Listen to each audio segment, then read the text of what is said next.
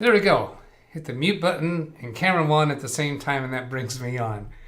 We're rolling again. Here's a live stream. Welcome, everybody. Glad to see you all. There was, let's see, I think 9 or 10 viewers showing before. Well, actually, once I started the live stream rolling and the countdown, this number recycles. It goes down and then it comes back up. And now it's showing 12 viewers and wow, 7 likes. That's some kind of a good percentage, 70, 80%, something like that. No, 65.2%. No, I don't do math that well. Okay, so welcome everybody. Let's get some business out of the way here. AVDW check. I put the watch down and the audio doesn't count as a check until I bring the guest on. And the guest, or the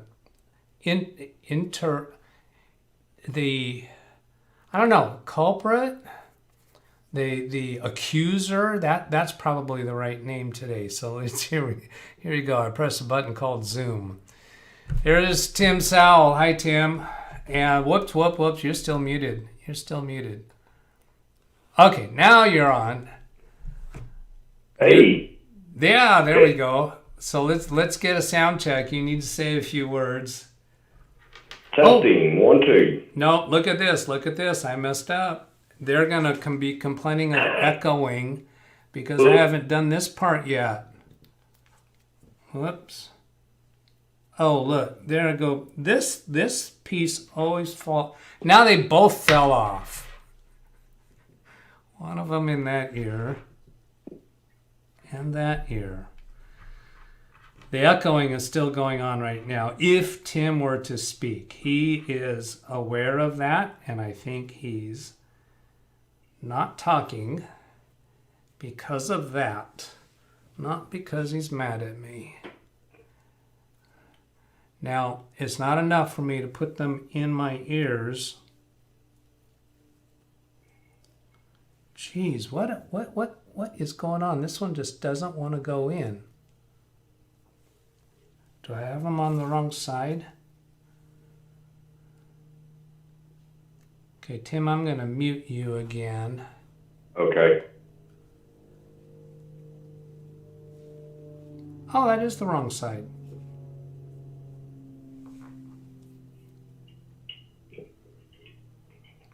No, it's not.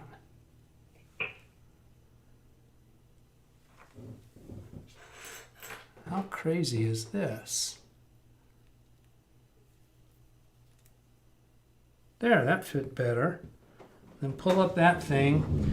Then I got to come over here and swap cables around. Can you even see that? Take out my speakers and then plug in the headset. I know this is all behind the scenes stuff. Can't plug those two in together.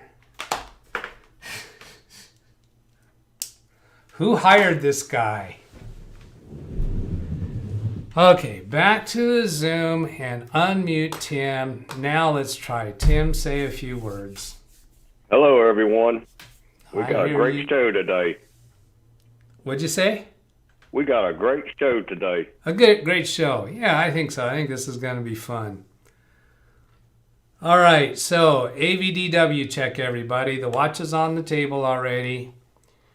Somebody in chat, give me an AVDW check. You're going to check the volume for Tim's coming through okay for me, and whether you see us okay. I see it over there okay. Wow, that's weird. On that screen, Tim is blurred. Well, both of us are blurry, and over here we're okay. I think you're fine, Tim. Just some reason that my Mac is showing it blurry. It's a little blurry on my other device, too. Oh, why am I not seeing? Oh, there's Ada came in with AVDW check. Okay. So somebody has tested the DVR, right? I don't want to have you come back with saying that the D is okay without realizing what the D means. Blackwatch says AV is not bad. Your W is out of whack. That's Blackwatch. Do you want to try to figure out what he means? Huh. W is watch. He's saying my W is out of whack. My watch is out of whack. I don't have a clue. I don't have a clue. I'm just not cool enough to catch a lot of his humor. All right. Huh? Yeah, he said, "Why do I always leave my YouTube on?" Yeah. Well, let's go take a look at chat. There's a whole bunch of comments in chat, and so we got a couple other things to cover. I'm showing 17 people. So here we're on my computer number 2, and just try to catch up quickly with the chat. I'm not going to try to read through everything. So if I skip something you consider important, people, then put in a timestamp of what you want me to come back to. William Dawson, hi. It sounds like fun. Everyone should know something about ways to protect yourself. We will be getting into that. Some highs. Blackwatch saying, let's take a few minutes to remember those so greatly affected by Hurricane Ada and send them our best wishes and condolences for the loved ones they have lost. Certainly our hearts go out to them. Taking a few minutes, I'll just ask you to be in remembrance of that. I don't think it's pretty kind of awkward on a live stream to just be silent for a few minutes. That's a long time. So I'm just going to ask you all to keep everybody in mind and, send out good vibes, prayers, whatever your way is, out of concern for them. No, Ida Blackwatch. I'm stormy sometimes, but I'm not a hurricane. Yeah, Ada's name, I'm not sure how Ada pronounces. I'm still assuming her first name. Well, this one's Ada. Ida? I don't know.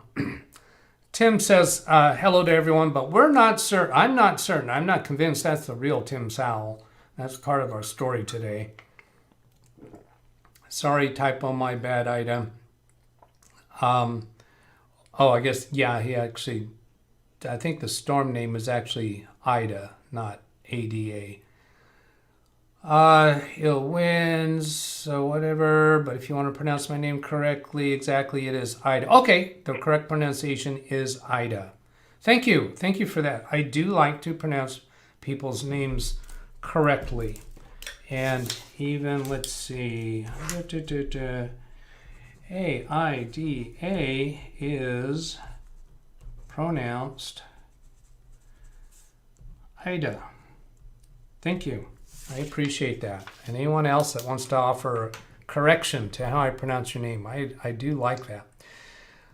Blackwatch says to Tim Sowell, what are you doing going out and leaving your laptop signed into YouTube anyways, huh?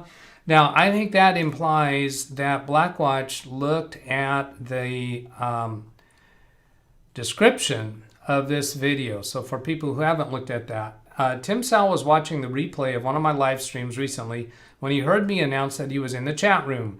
The catch was that he was on a photo shoot at the time of the live stream and knew he was not in the chat room when I said he was. And so, Tim, there's the first accusation towards you. Did you, Tim Sowell, leave your laptop signed into YouTube when you were away from your desk? No, I didn't. You didn't? Well, gosh, what happened here then? All right, so let's come back.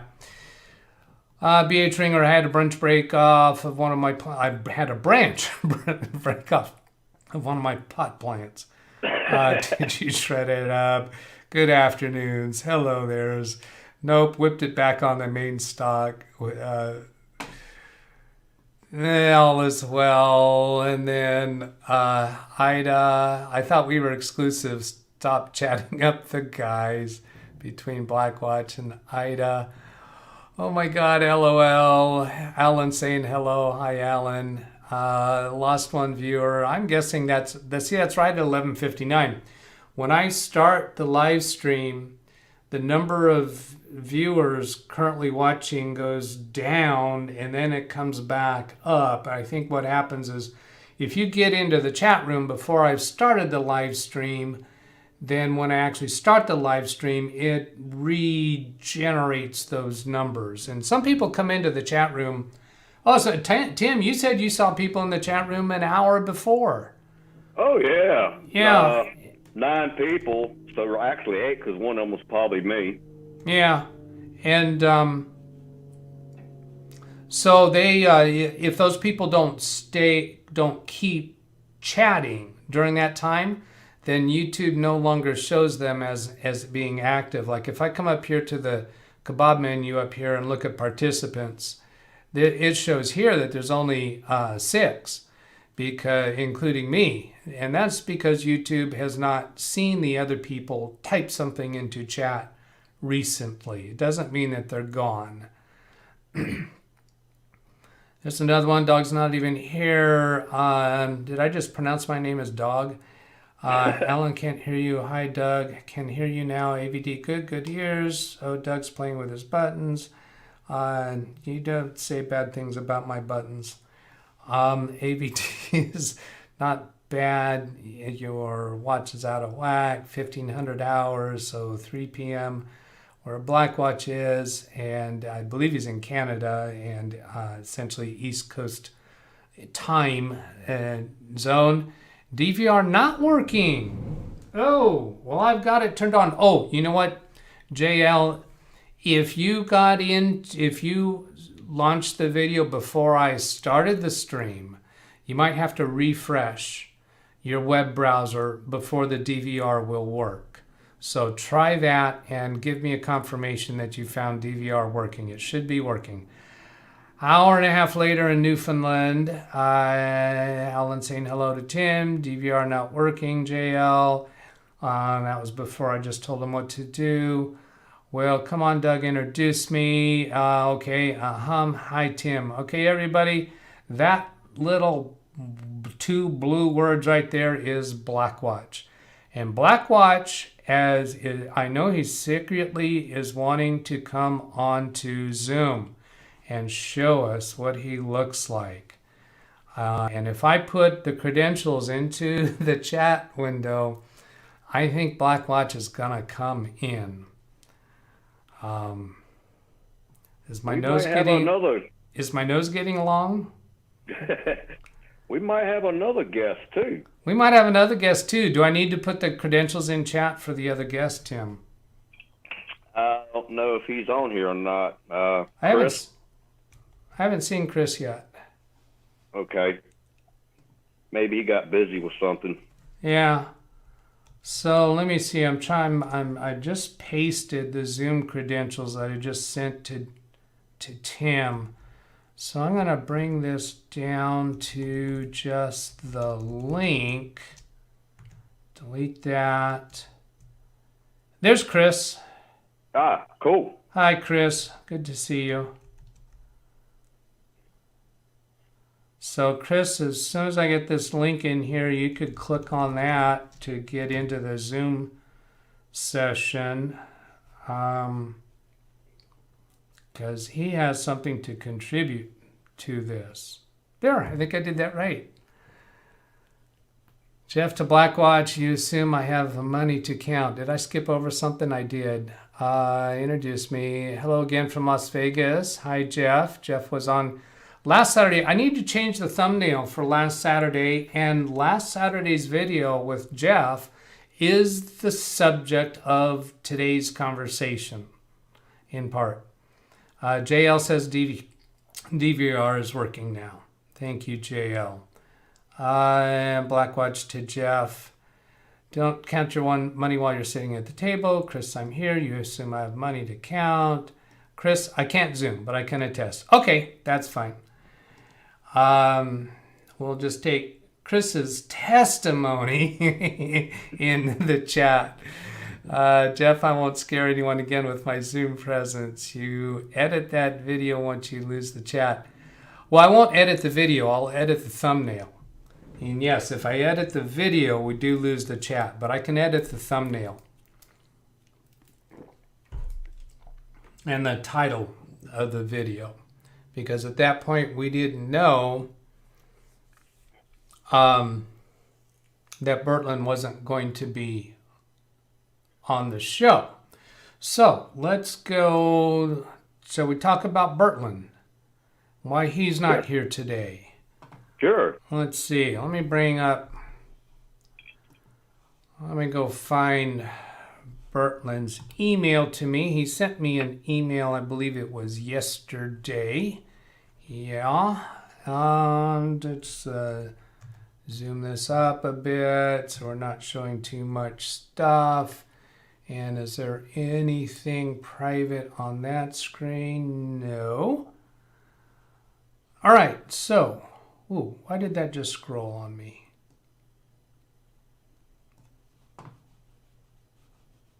Stay there. Stay. Don't move. That's going to... All right, let's try this. Hopefully I get this right. All right, and I'm going to move our picture-in-picture out of the way. So here's an email that Bertland sent to me on Thursday. Hey, Doug, all is well over here. The government has shut down my country, so Saturdays are now like Sundays I spend with my mum. We have a few more weeks of this. There's a 50% infection rate in my country. Sorry, I won't be able to do any shows on Saturdays. I will update once situation changes. So they've got really heavy stuff going on apparently with COVID. So I haven't tried looking at this yet. I'm going to come over here to, let's see, I put in a coronavirus. I got links over here. And so I have the Johns Hopkins website. Let's see what it's showing with infection rates. As this is still dogging us, everybody. And then, let's see, that's got a magnifier. I guess I don't, that's magnifier 100%. Let's go in here to Jamaica is,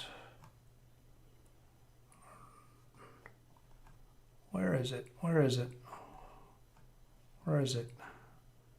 There's got to be a search in there somewhere, right? Oh, here. Jamaica. Confirmed cases, doses administered, fully vaccinated, population. Past week, past day, past month. 16,000 new cases. Record high was 15,000 in a month. So their record high was in March 2021 of 15,000 cases, and now this past month they've had 16,000 new cases. This doesn't, percentage of population fully vaccinated, 5%. Only 5%. I guess they're having difficulties with supplies or something. Ouch. All right, so, well, that's another place to send your good thoughts and prayers, whatever you have, out to people. So, shall we get with the business at hand? Title of this episode, or this video, Tim got hacked. Let's investigate. Tim, on Sunday of last week, you sent me a text message.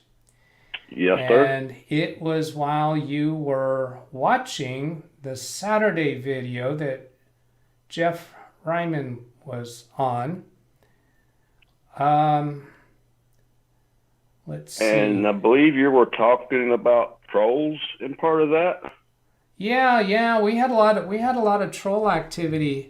Yeah. At that time. I want to come back here to where you actually said this thing. YouTube improved history. Okay, so it's got to be above this. I'm looking at my cell phone to see what you actually said. You should chat that during Notice area Toshiba. You and I have had conversations on other subjects around this, so I'm having trouble finding it.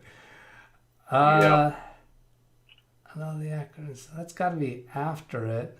There's Thursday, August. Oh, that's way back. That's way back too far. August 9th.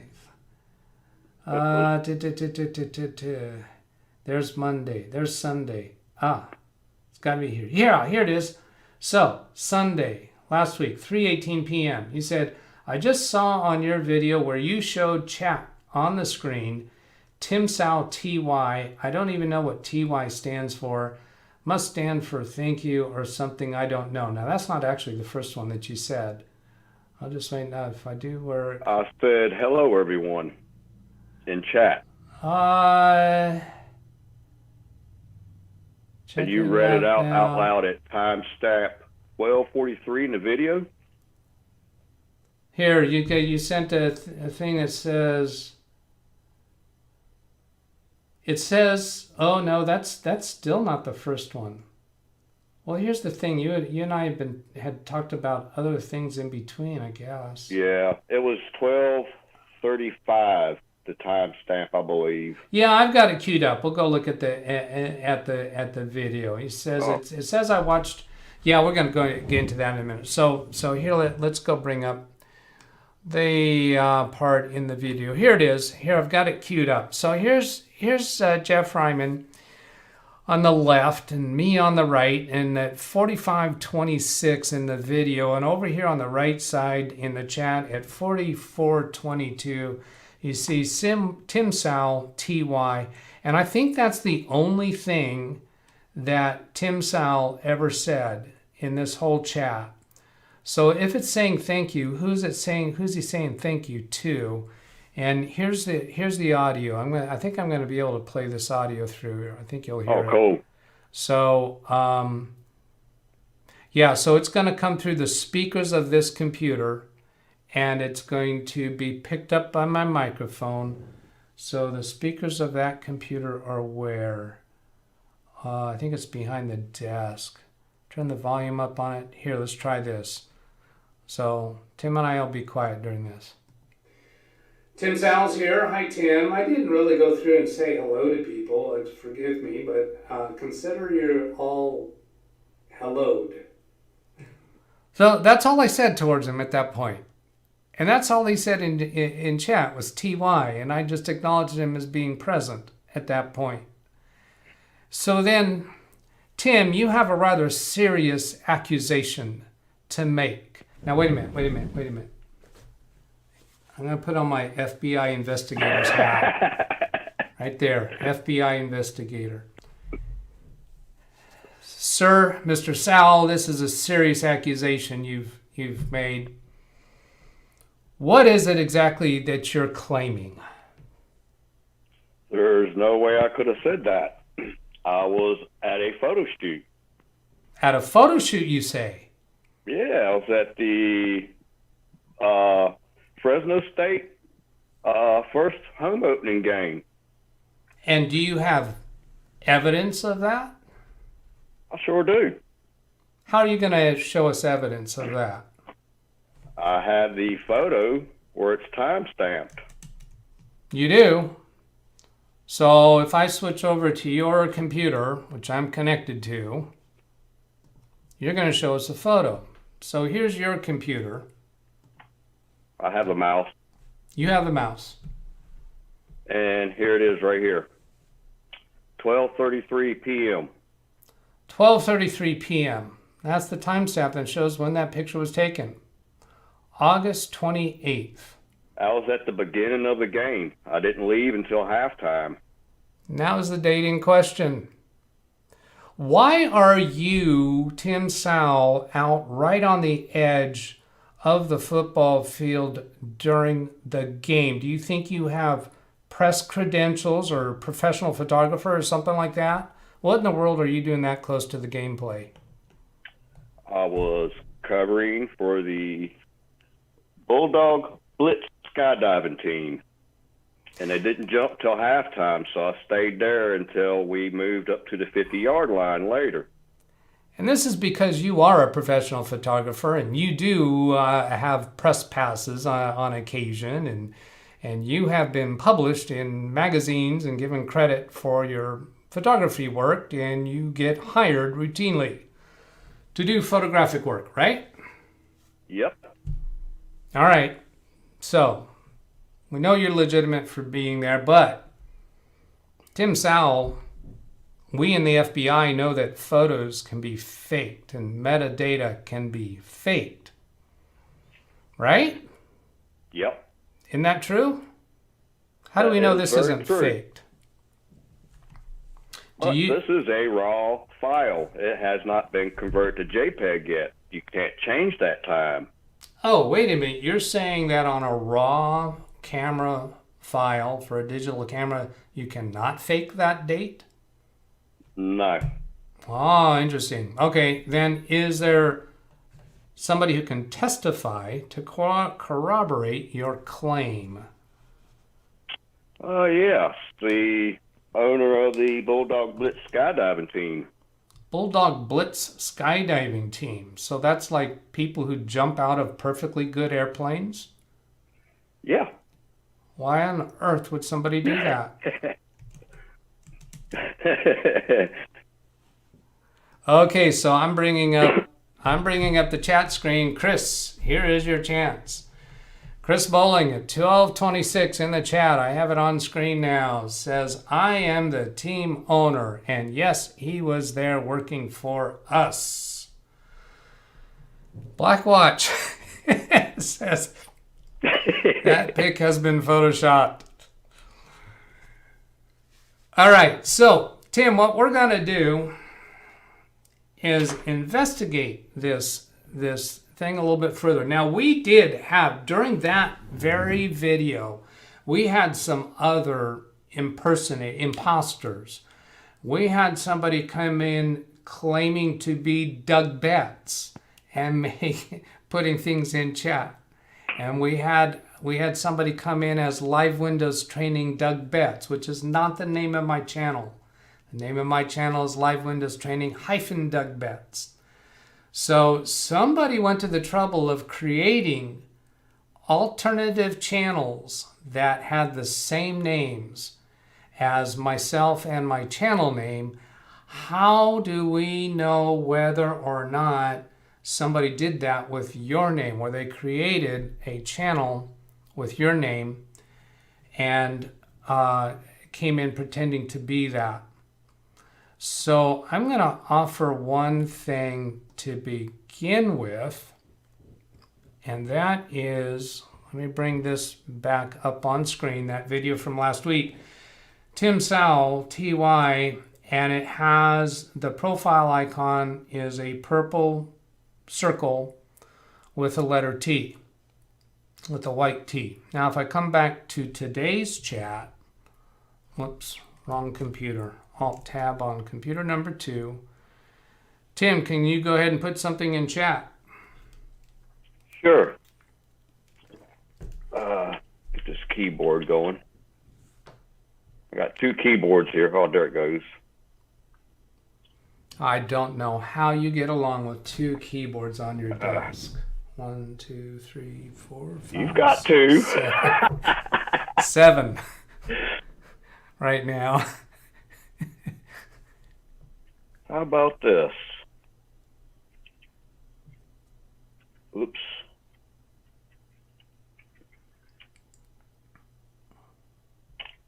There we go. There's Tim Sowell, and it's the same profile icon. Exactly the same. From what I have seen so far, if somebody creates another channel trying to impersonate someone else, it will be a different profile icon. You can create another channel with exactly the same name as somebody else's channel name, but you can't control the profile icon except for putting in a photo, like what Jeff has up here.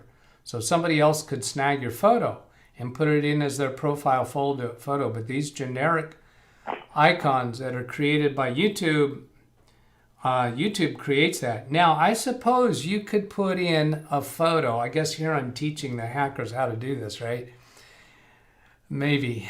I suppose you could create a photo that is this purple circle with the letter T in it and put that in as a photo. And that would make it look like the same channel. But what we want to do is go investigate your channel and see if that TY chat comment was actually made by your YouTube account. So Tim, I'm about to bring your computer back up on screen. Are you prepared for that? Yeah, and I do have a screenshot already open in the taskbar, one of the photos. Oh, one of the photos? Yeah. That's not the skydiving team right there. No. That's not the planes they were jumping out of either, I don't think. This is where it says... Oh, you've got this. Okay, great. You've got this queued up. Oh, I've been waiting on this all week. Oh, yeah. You know, maybe we at some point we ought to say what you've... No, we'll wait to get to that, what you've done between then and now. So let's see, Tim, at this point, you see the thumbnail of Zoom that just shows me, but going out over the video, you know that you're still on. Why do I have this magnifier thing still up? I should be able to just close that. Yeah. Okay, so watched.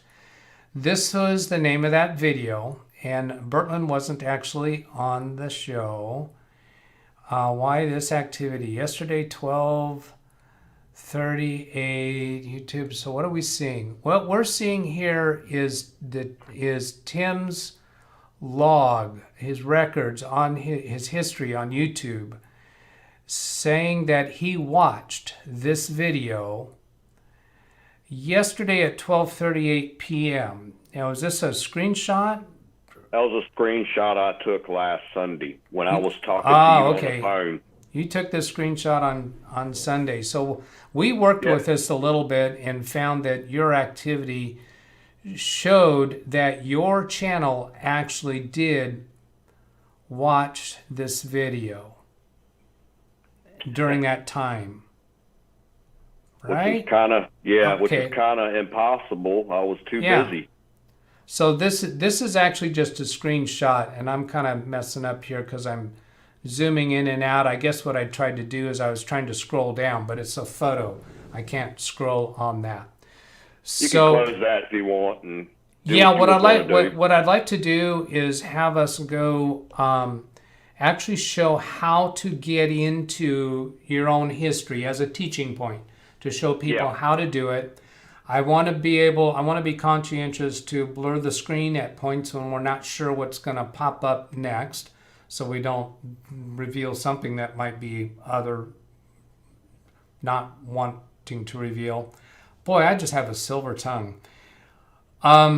So could you go ahead and, you're off screen right, your computer's off screen right now, we're back to Zoom. Could you go ahead and go up, bring up your, or should I do it?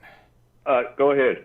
All right, I'll click into it and let's see. Oh yeah, we don't even have your YouTube open on this computer. So I'm going to YouTube on your computer, and here's the home page. Let me zoom that back down to a normal size. And then once you say that's okay to display whatever shows up there, yes, good to display all of that? Sure. All right, so we want to just youtube.com. This is his home page, not for his channel. It's just what YouTube is suggesting that he goes watches. Which, look at that, they're suggesting you go watch this video that you're on right now. And then we want to go look at your history. If we go over here and click on history, now the screen's blurred as I click on that. And then here's stuff that is going to show up in your history. And you okay with all of that being displayed? I've got no problem with it. All right, great. So here's the most recent thing that Tim watched was this video that he's watching or that he's participating in right now. And then down here shows videos that he watched previously. So what we're going to do is scroll all the way down to see, oops, what did we just pass one up there? shopping for a laptop. So you saw that one on my channel. You know what? I'm going to click down on the right-hand side of the screen. Instead of dragging the scroll bar down, I'm going to click below the scroll box, and that'll go down one screen worth at a time. So we're seeing August 23rd there. What was the date that we're looking for? It'd be Sunday on August 28th. So we want to go see August 28th. So I'll go back up. There's 27th, and there it is. There's the actual one. August 28th. So you watch those two. And this is the one in question. And it says that you watched that on that date, and you claim that you did not watch it. Didn't watch it until Sunday. Okay. Now, I didn't mean to click on that. Oops. Let's go back. Because I want to see the comments. This is manage all history. Watch and search history. We can go look at your comments, and we can go look at your live chat. So comments is going to show us the history of comments that you have made on other people's videos. Now, we might be interested in doing that. I don't know if you've done that yet, but what we're more specifically interested in is the live chat, because this was a comment that you made during a live chat. So we'll click on live chat. The screen is blurred. And then, are you okay with all of this being displayed? This shows live chat comments you've made on all different videos. Yeah. You okay with all that? Okay, we're not going very far down it because there haven't been a whole lot since then.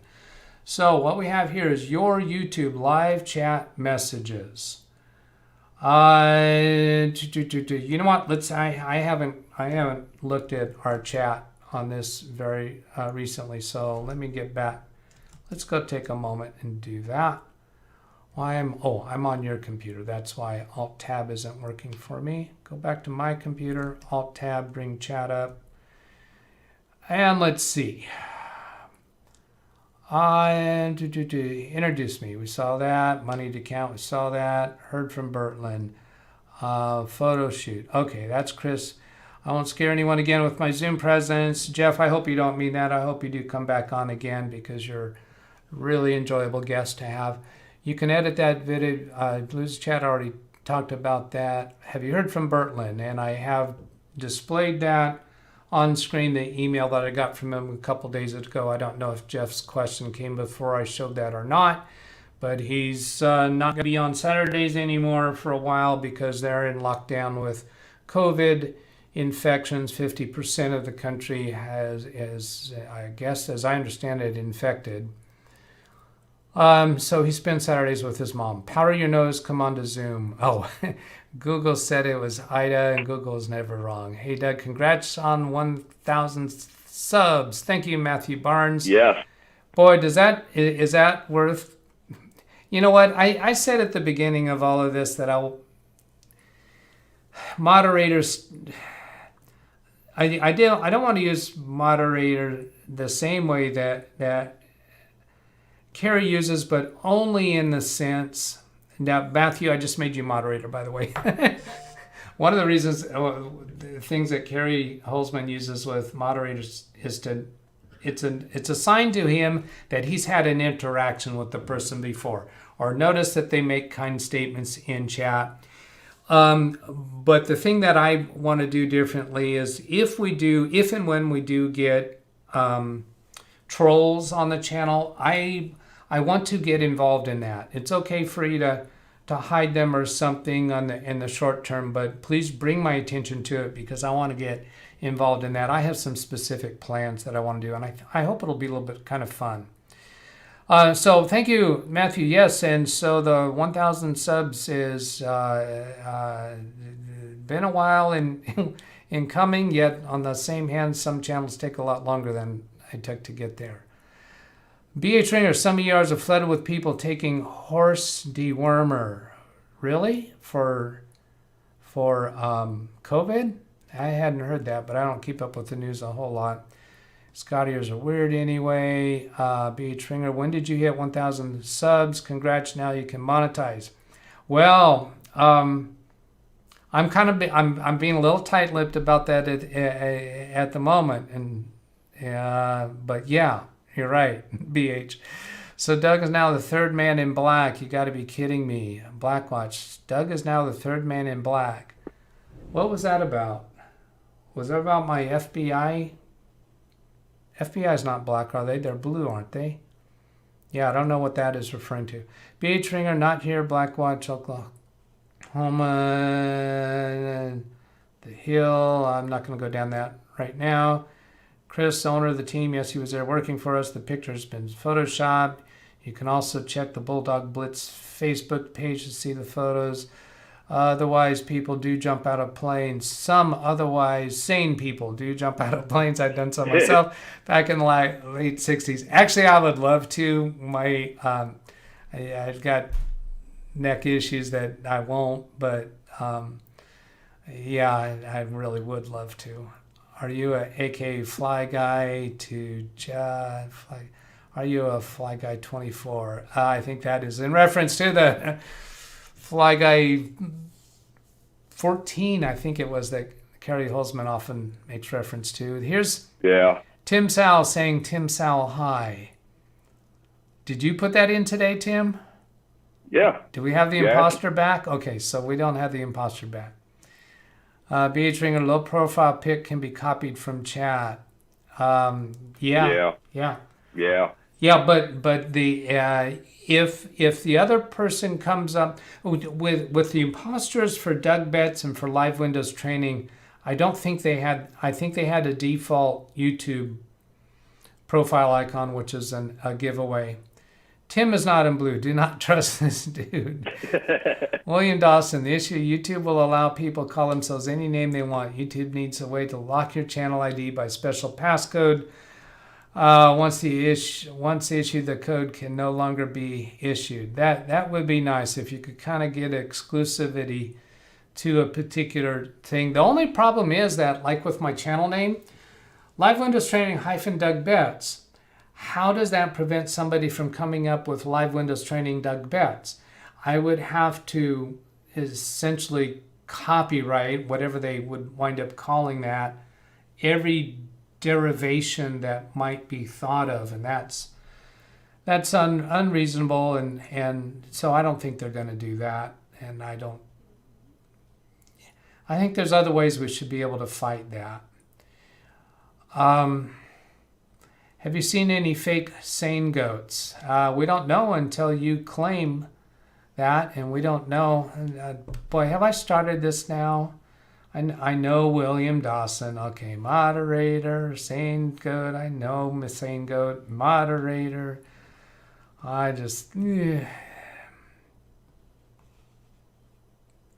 Sane Goat fakes. Sane Goat is a doppelganger. Or did he get cloned as well? Where is Gary? Did he get cloned as well? Yeah, Gary's not here. Gary and Aaron are not here, so I don't have anybody who has my cell phone number to be able to send me a text and say that I'm messing up something. Tim is such a big fibber. Man in Black is from the movie. And then 2323. See, here's one that just goes, pew! I don't get it. That's probably some kind of pop culture reference. I think Blackwatch is saying I'm not blue because I'm not a moderator on here. Yeah, but this 2323 SMH Doug, what is that? SMH, I recognize that as that's some kind of a, Oh, the hat you had on. The hat? Is that what does that have to do with the hat? So here's Tim Sowell as a moderator. Tim Sowell's a good longtime friend. He knows that moderator status for me doesn't mean anything near as much as his friendship. Shake my head. Oh, that's what SMH means, right? Shake my head. It's Fly Guy 23 on Carrie's channel. Fly Guy 23. Yeah, okay. I will concede that then. I guess it must have been 23.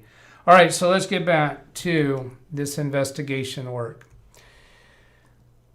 All right, so we're on your YouTube live chat messages. You can edit or delete your live chat messages directly on YouTube. To limit or disable your super chat or super stickers, purchase activity data that helps Google give you more personalized experience. Go to yada, yada, yada. Okay, so part of the reason for us doing this, and part of the reason why Tim and I chose to do it this way, is to show people you can do this. and I have found this useful at times to go back and find something that I know that I made a comment, and particularly we have shown on my channel recently that if you put in a comment on a YouTube video that includes a link, it will show up for a while and then it will get deleted. Yeah. As the content creator on my channel, I get an email every time somebody submits a comment. So I can find those in my email. I don't go look at them all because that's just too many, but I can go find, if somebody tells me that they made a comment on one of my videos, whether or not they tell me I had a link, I can go search for it there, and if it showed up for any amount of time on my channel, it should have come through to me as an email, even though it gets deleted. And I believe we found that was true even if I put a comment on one of my own videos that includes a link, YouTube will delete it. And that's something that's been new over the last several weeks. I don't know when it started. I've never heard any other YouTube channel explain that or even point it out. But I've had other people test it on my video that exposes that issue. So here, Tim Sal, send a message, Tim Sal, hi. Okay, so this was that most recent chat that you put in there where you said Tim Sal, hi. So you sent that message on this video, and it shows the time that you did it, and it shows the time. So you should be able to go back to a video and use timestamps to actually find your comment, your chat message. And Tim said, hello everyone. So if we go down here further, here on Carrie's Live Big Beast build, I started watching that this morning from his video yesterday, so at 1:02 p.m.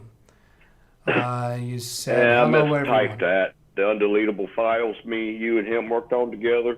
Yeah, and I'm sure you must be dictating these messages, because every time I've seen you put in that before, it comes out as unbelievable files when you're dictating undeletable files. Did you even notice that? I noticed it like a minute after I hit the send button. Yeah. And then here, send a message to make a TY. Here it is. Here's the bogus message at 12:39. And I don't know I don't even type in those weird acronyms. Yeah, that's not something that you do. Now, it is also interesting to notice that this chat message showed up, but from the imposter, but no other chat messages. So these chat messages that are before and after it, were those legitimate chat messages that you put in? Excuse me? This one down here, start with a Commodore PET computer, had the floppy on it, no mouse, just keyboard. Did you type that? Yes. Yeah. So what I'm saying here is that the imposter didn't go do a whole bunch of things pretending to be you. They only did this one thing. One little message.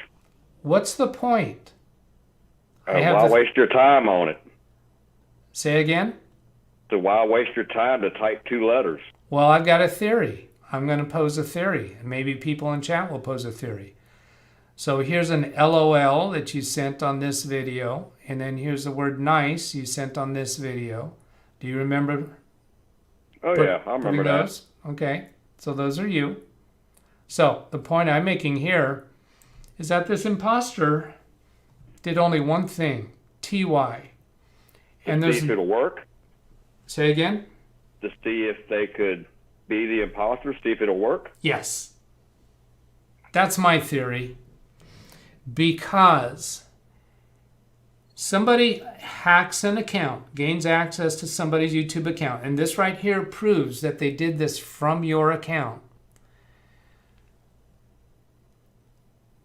If they're trying to sell the credentials of your account on the dark web to somebody else, and the prospective buyer says, I want proof that you actually have the credentials, this is a way they could prove it. They could go to any live stream that's happening right now and say, okay, I'm going to type such and such into the live stream, and that's going to prove that I have the valid credentials for that account. That would be a reason. It seems a little far-fetched to me to think there's a dark web transaction that is that focused on you.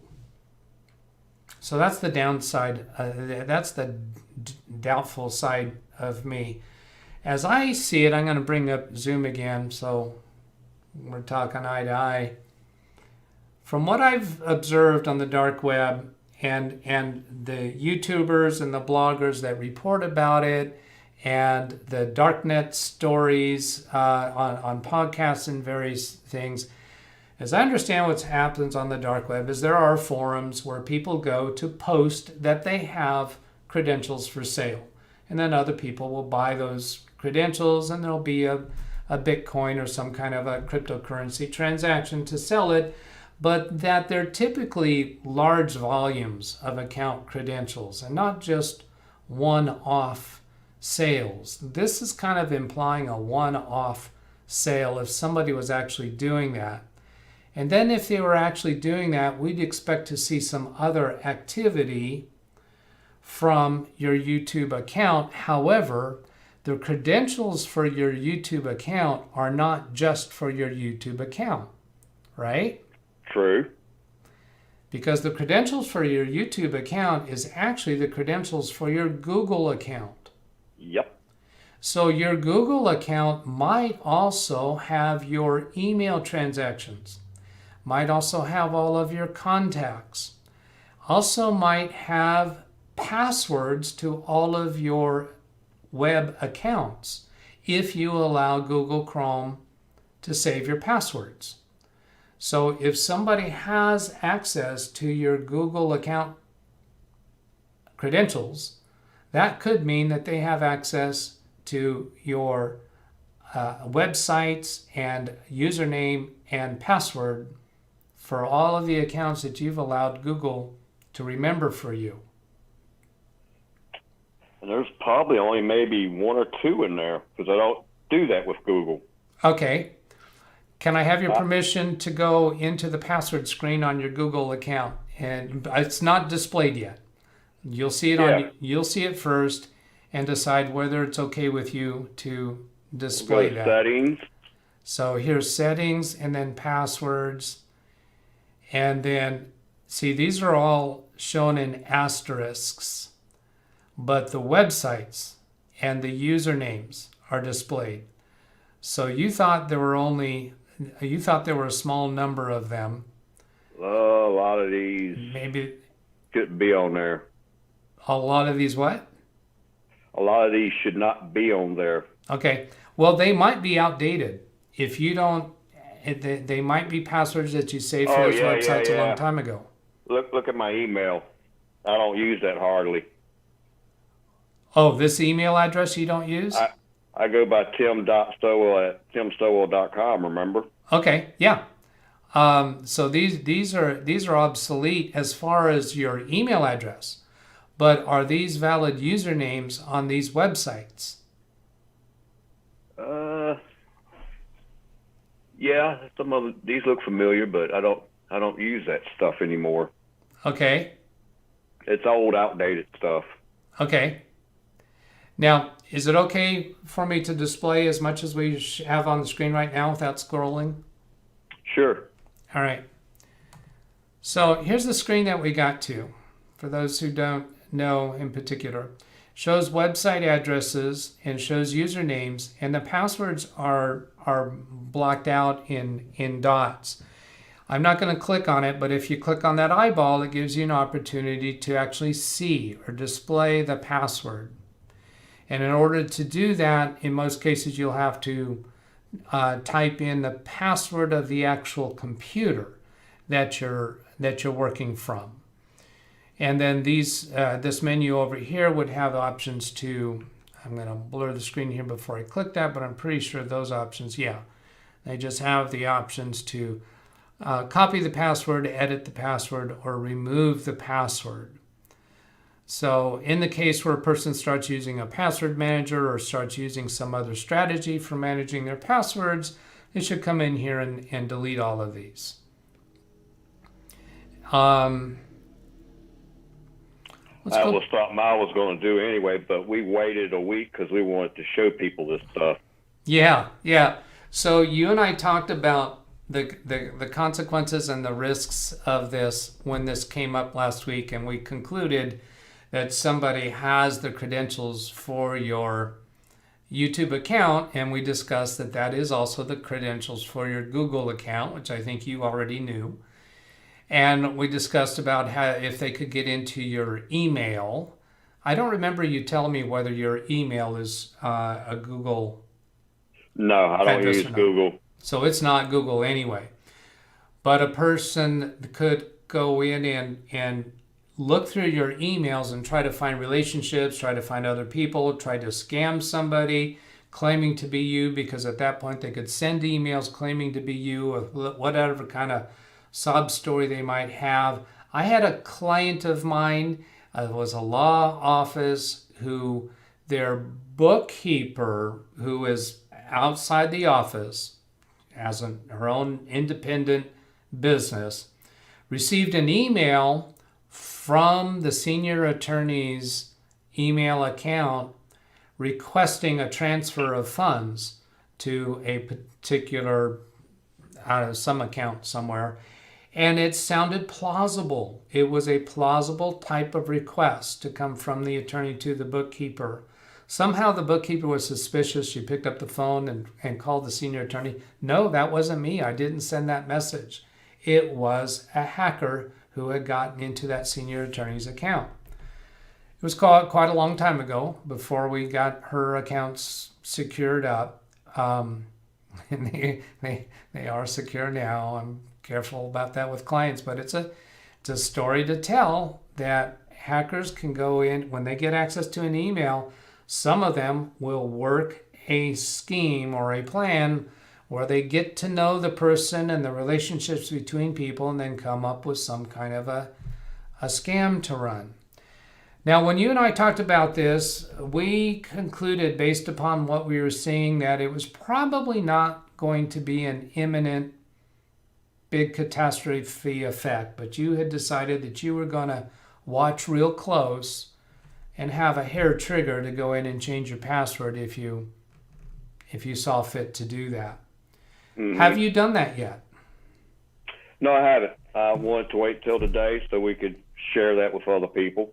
Thank you. And it has been pretty quiet. You haven't seen other activity.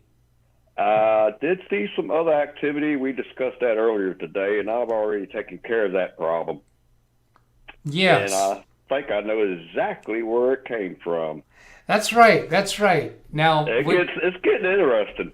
Yeah. Now there's portions of that you told me that you didn't want to put out on the YouTube video, but is it that you think it's actually leading you to the perpetrator? Yeah. You think you might know who's done this? Yeah. Wow. All right. This is getting cool. All right. But I'm playing stupid, like I don't know what's going on, and see where it goes. And okay, I got you now. So you think you're still going to let this play out a while? Yeah.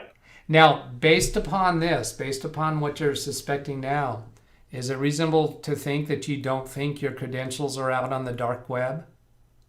It could be. Could be. You don't know.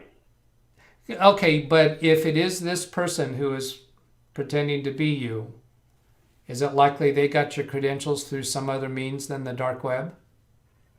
That I'm not sure about. But still possible. Still possible. You're still thinking that's possible. Wow. Wow. Okay, so that sounds... It's led me right to that person. I'm not going to say any names or anything, but... Oh, yeah, you know what? Now I'm remembering a little bit more about what you told me, and I'm not going to say it. Yeah, okay, so that fits. It might not be a person... Yeah, it might not be a person that you actually know in real life. Right? Maybe, maybe not? Oh, yeah, I think I know who it is, because it tracked to their personal cell phone number. Oh, and you recognize that or could find... Okay, I got to stop talking to you because I know you don't want to relay too much of what's going on. I don't want to reveal too much, but... Yeah, okay, so let's come back and... Training tool for everybody to learn. I'll be right back. Let's go back. So you're not going to change the password yet. Oh, he said he's going to be back, I think. I'll be right back. All right. Okay, catching up on chat. Javi Manor says, hi to all. Blackwatch, should I go into Zoom with no account? How would you know it's me? Should I go into Zoom with no account? But you do have an account. You could make, if you don't want to come in as Blackwatch, well, you could go, oh yeah, you could go into Zoom with no Zoom account. And I would not know, oh, that's interesting. Okay, so here's an invitation or a suggestion to any of the evildoers out there, is you could click on my Zoom link and come into Zoom claiming to be Blackwatch. And how would he ever be able to refute that? Blackwatch, that's an interesting thing that you have suggested. Hello to the Blackwatch. Now the truth comes out. Quick plead the fifth. To Tim. I entered just now because there's currently a break in the game between Israel and Austria. Football. William, I think you're correct. They're testing a fake account. Who knows what they would do with it, but I can guess it would not be good. Jeff, not long ago, I had a $1 charge on my debit card in Minnesota, but no charge went through. Nevertheless, I asked for a new debit card with a new number. Did you check your YouTube history? Yeah, we just showed that, so that comment was probably before we got to that. Jim says late again, DVR engaged. Hellos, hellos, hellos. Hellos, are you now using Tor browser?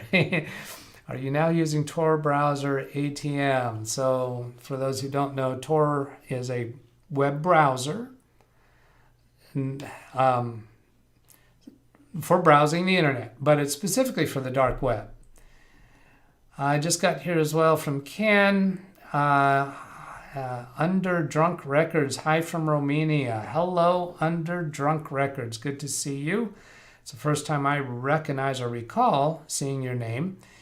Welcome, glad to have you here. And then Ida says hello. Ida, hellos. Good day, Kenny. Greetings. Finally here. I will rewatch later from Ken. I'll leave that highlighted. So, Tim, I do want to go ahead and take care of this Google thing, though. The Google thing. Which part of the Google thing? The passwords that are in there? Yeah. Okay. Yeah, I want to change that. Because you don't use that as your password manager anymore. I don't do that. Okay. I have a different way of password manager. Okay. So there's an interesting thing about this. I'm going to come back and display this screen because you've already approved this part. You can individually delete all of these passwords, but that can be really cumbersome to do. And then this one up here, again, I'm going to blur it just before clicking on it. Yeah, so that's just export passwords is what that does. And it lets you export the passwords to a comma deleted or Excel worksheet file. But if you want to delete these en masse, the place to do that is in your Google account, because these are not actually managed through the Google Chrome web browser well, to some, yes, they're managed from here. I mean, you can delete them, you can edit them, you can view them, and so on. But if you want to work with them en masse, you have to go to your Google account. Now, it's kind of weird and confusing that your YouTube credentials are the same as your credentials for Google Chrome, which is the same as your credentials for your Google account, which is the same as your credentials for your Gmail account or any email account that is hosted by Google. So I've had this happen with clients before. I ask them, have you changed, for instance, your Microsoft 365 password? And they say, oh, no, I haven't done that. And then later in the conversation, it comes out that they changed their email password. Well, if their email account is hosted by Microsoft, then it's all one and the same. There's a few computers I've worked on too in the past with the same problem. Yeah. So you change one, you're changing everything. Yeah. And I've even had, I tried to set up a Microsoft 365 account for somebody, and it says, you already have a Microsoft account. No, I don't. And then we find out that their teenage child 7 years ago had a Xbox account. Well, that's Microsoft. You using the parents' credentials because they were a teenager. So that's what established a Microsoft account. So we're going to go here to your Google account. I'm going to blur the screen and then click on that.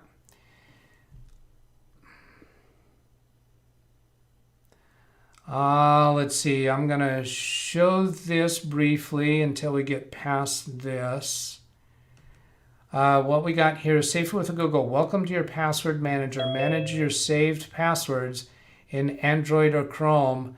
They're securely stored in your Google account and available across your devices.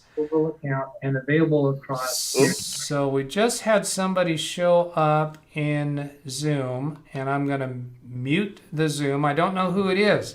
I'm guessing it's Blackwatch or somebody pretending to be Blackwatch. But before we go to that let's see. You know what I'm going to do is I'll just turn off the picture-in-picture for a moment. And, I'm still hearing that in my earpiece from the new person who's joined Zoom. So whoever has joined Zoom, you need to mute the speaker on your computer. And we're going to come and meet you in a moment. Welcome to your password manager. Manage your saved passwords in Android or Chrome. They're securely stored in your Google account, available across all your devices. Now, I'm suspecting that you only see this if you've never come into the password manager for Google. Oh, have you? Okay. So then I'm going to blur the screen and click Get Started. And then we'll stop at that point and go look at Zoom and see who's joined up with this. I'll just display this screen here. Yeah, and it's showing you actually have 3 accounts with AT&T. So it's showing these websites where you don't have currently, but Google or your Google account has 3 accounts remembered. It could be even that you changed your credentials. Even if you change, I think if you had reset your password a couple times, that would equate perhaps to 3 different remembered credentials. I'm not sure about that. So go to password checkup, password manager, and so on. So we're gonna step away from this. And I'm going to click over here to Zoom. I still don't know who's on Zoom. And this is you're going to find out as soon as I find out who this is. I only see 2 people on Zoom. Did we lose the third person? Maybe. I'm showing 2 participants. Oh, that's all I see. Whoever that was, they ducked out.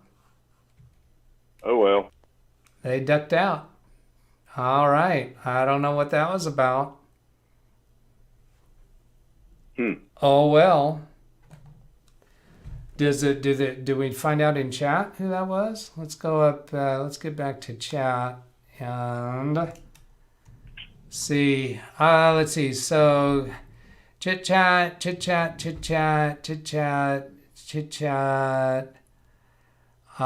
we go again. Old Home Week is on. Hi, everyone. Lost Wages. Great tune. Hi, Ida. Look up Way Sailor, not too far from Vegas. Karen, we liked it. Moved back to the Midwest. So nobody said anything about them dropping in on Zoom. I got too much feedback. Oh, look at there. Blackwatch is I think Blackwatch is admitting that was him. He can join. I think he did. Look at that last comment in chat. I got too much feedback, echoes, etc. If he had his headphones. We know he had his speakers on, not headphones. He needs headphones. He needs headphones.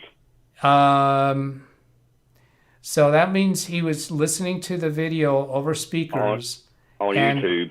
Yeah, and that was coming over the microphone, so he was hearing the feedback and echoes. And he says, I tried to play, but your sandbox was too loud. That was Blackwatch. Oh, I'm so sorry to have missed you, Blackwatch. Come back. Figure out how to come back. You've got to either turn off. Well, see, here's the problem. If he mutes the speakers on his computer, and that's the only way he's hearing Zoom, then he's not going to hear anything. True. So he needs headphones.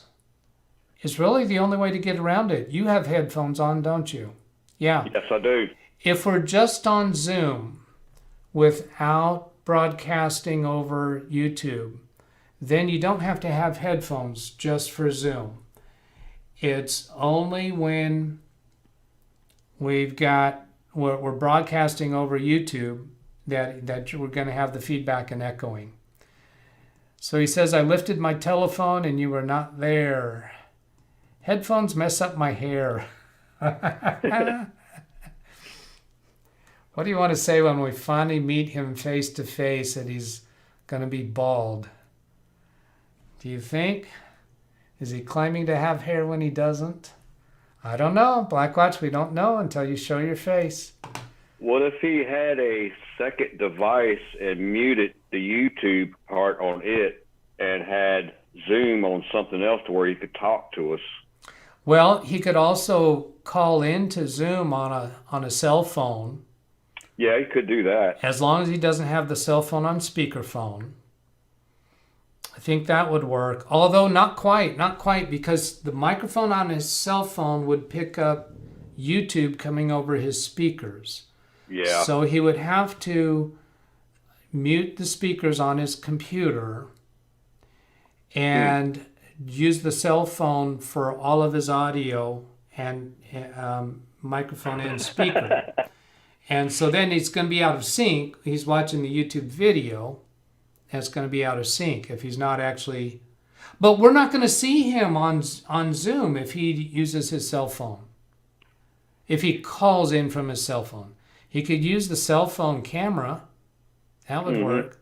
He doesn't have a cell phone. He says in chat, what is a cell phone? That's what I was laughing at. Yeah, okay. And Ken says, hi. Hello, Ken. Good to see you.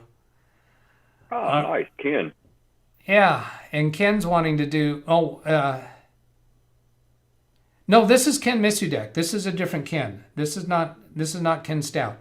Ken Misudek is the one that... he's in EAA, and he went to...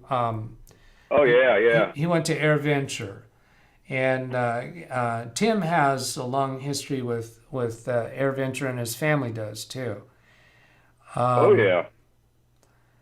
Jeff says, I have only headphones. I think I muted YouTube and listened through Zoom last week. Yeah, okay, we got doorbell again. All right, we're going to come over here and see who it is. Here's my Zoom button. EOS webcam utility. Now, we might get, depending upon how it says K and L. Can you hear me? Yes, I can hear you. This is in Charleston. Apparently my camera's not working. Okay, I heard it's from Charleston, but who is it? It's Ken. Ken Stout or Ken Misudek? Ken Stout. Ken Stout. I thought so because Ken Misudek is in, well, he's near AirVenture. He's in Wisconsin, I think. He actually lets people stay in his home during AirVenture. So he's met a Nice. lot of people going to AirVenture. I'm trying to figure my camera out. For some reason, it is not working. EOS web utility. Yeah, if I unplug it, that'll go away. You're using a DSLR for your webcam? We lost them. Let's see, that should bring me back. But it's not Yeah, yeah, we hear you again. right, because I unplugged it there, and the microphone goes away. I don't have. Huh. Okay, Tim's going to understand this. Tim, I was struggling over EOS. I was thinking, I know that acronym. Oh, I know exactly what it is. I don't. What is it? EOS, that's a Canon camera. No, that's not the acronym I know. End of service? No. End of. Tim, come on. What is EOS? End of summer. Oh, okay. End of summer fly-in. Our EAA chapter has an end of summer fly-in and car show. Oh, yeah. That's coming up October the 2nd, as a matter of fact. Right.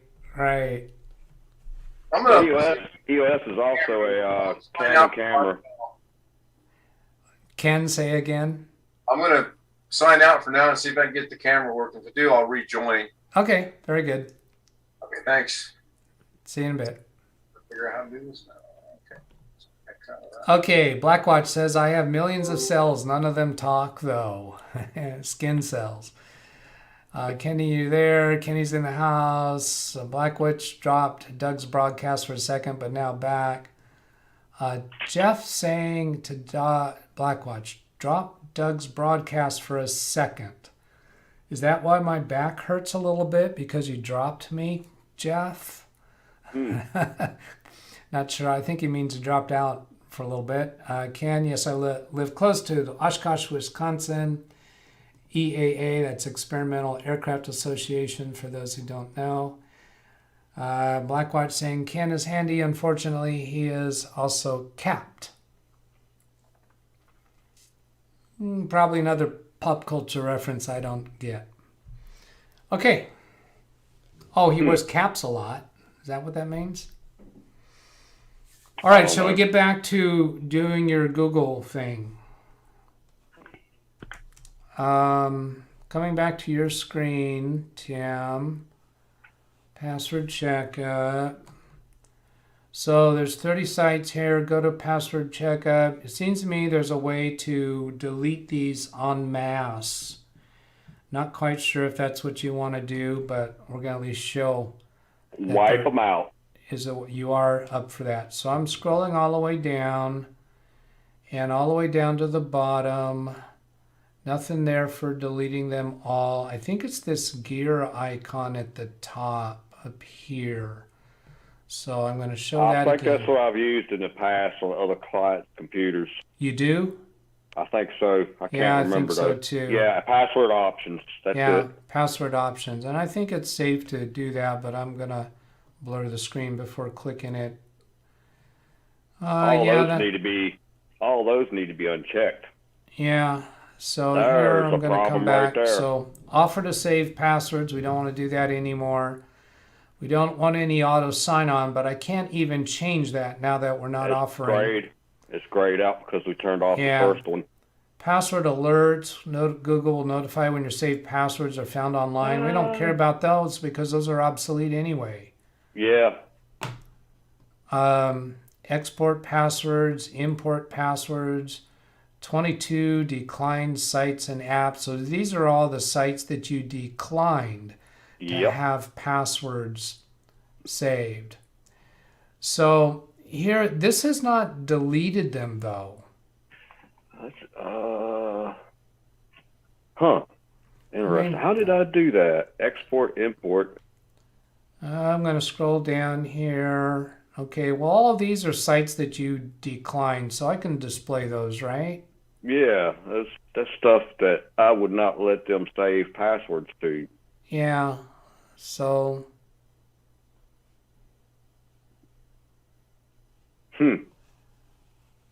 So we're not seeing there how to delete them. What's in that guy? Nope. Let's go back. Password checkup. Go to password checkup. That was the mark that we just went to. Search passwords. Oh, you know what? I think there's maybe a selection up here somewhere for delete. Oh, these are the ones. These are the ones that have passwords, right? Huh. If I click on one of these. I don't even know what that is. Okay, so here it's wanting you to enter your password. You're blurred out now. Go ahead and put in your password. See here. You have such a complex password, you have to go look it up, huh? Yeah. Where did All right, I've got your computer actually off screen now. All right. Oh, I know where I got it at.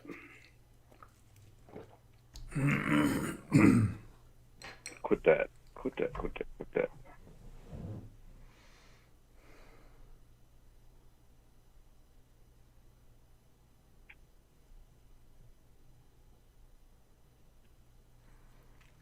Where did I put you? And your Google account is using that older account. That password is so old. It needs to be changed too. Where did I stuff that guy at? I think I took a screenshot of it. Document. I'm going to mute you for a minute and go over to catch up with chat. Let you spend some time finding that without being on audio. I could still hear you, but they can't. All right, so here in chat, oh, my Lord Doug, handicapped. What he meant by capped, he meant handicapped. How would you expect Doug to know the word capped as reference to handicapped? Nope, you're giving me too much credit. Wintermute says hi. Hello, Wintermute. Good to see you. Ken Stout, what is the meeting code? I seem to have the camera going. Okay, I'll go paste the oil. Let's see. I don't want to paste the whole thing again. I'll just scroll up because I put it into chat somewhere. There it is. So let's copy that, I think. Can't I copy that? Oh, copy link address, then come down and paste it again. Oh, that gives that whole stupid YouTube redirect. Now, Ken, you should just scroll up to 1213 in the chat, and there's the live link. If I paste that, it's YouTube trying to put in its whole redirect BS. Because it's going to ask you, are you sure you want to leave YouTube? It doesn't understand that you're not actually leaving it. What is that? I got the camera going. I'm in Zoom now with audio video. Oh, Blackwatch says he's in the Zoom with camera and video. With camera and video disabled. Is that truth? Let me bring up Zoom. Switch over to my Zoom screen. I see 2 participants. I don't see any other participants. I don't believe it, Blackwatch. Even if you have your microphone and camera turned off, you should show up as a participant. Was there somewhere else for a waiting room?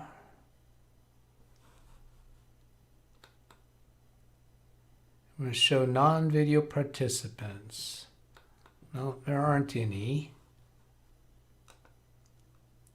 Do they still do that waiting room thing? Nope, I don't think he's there.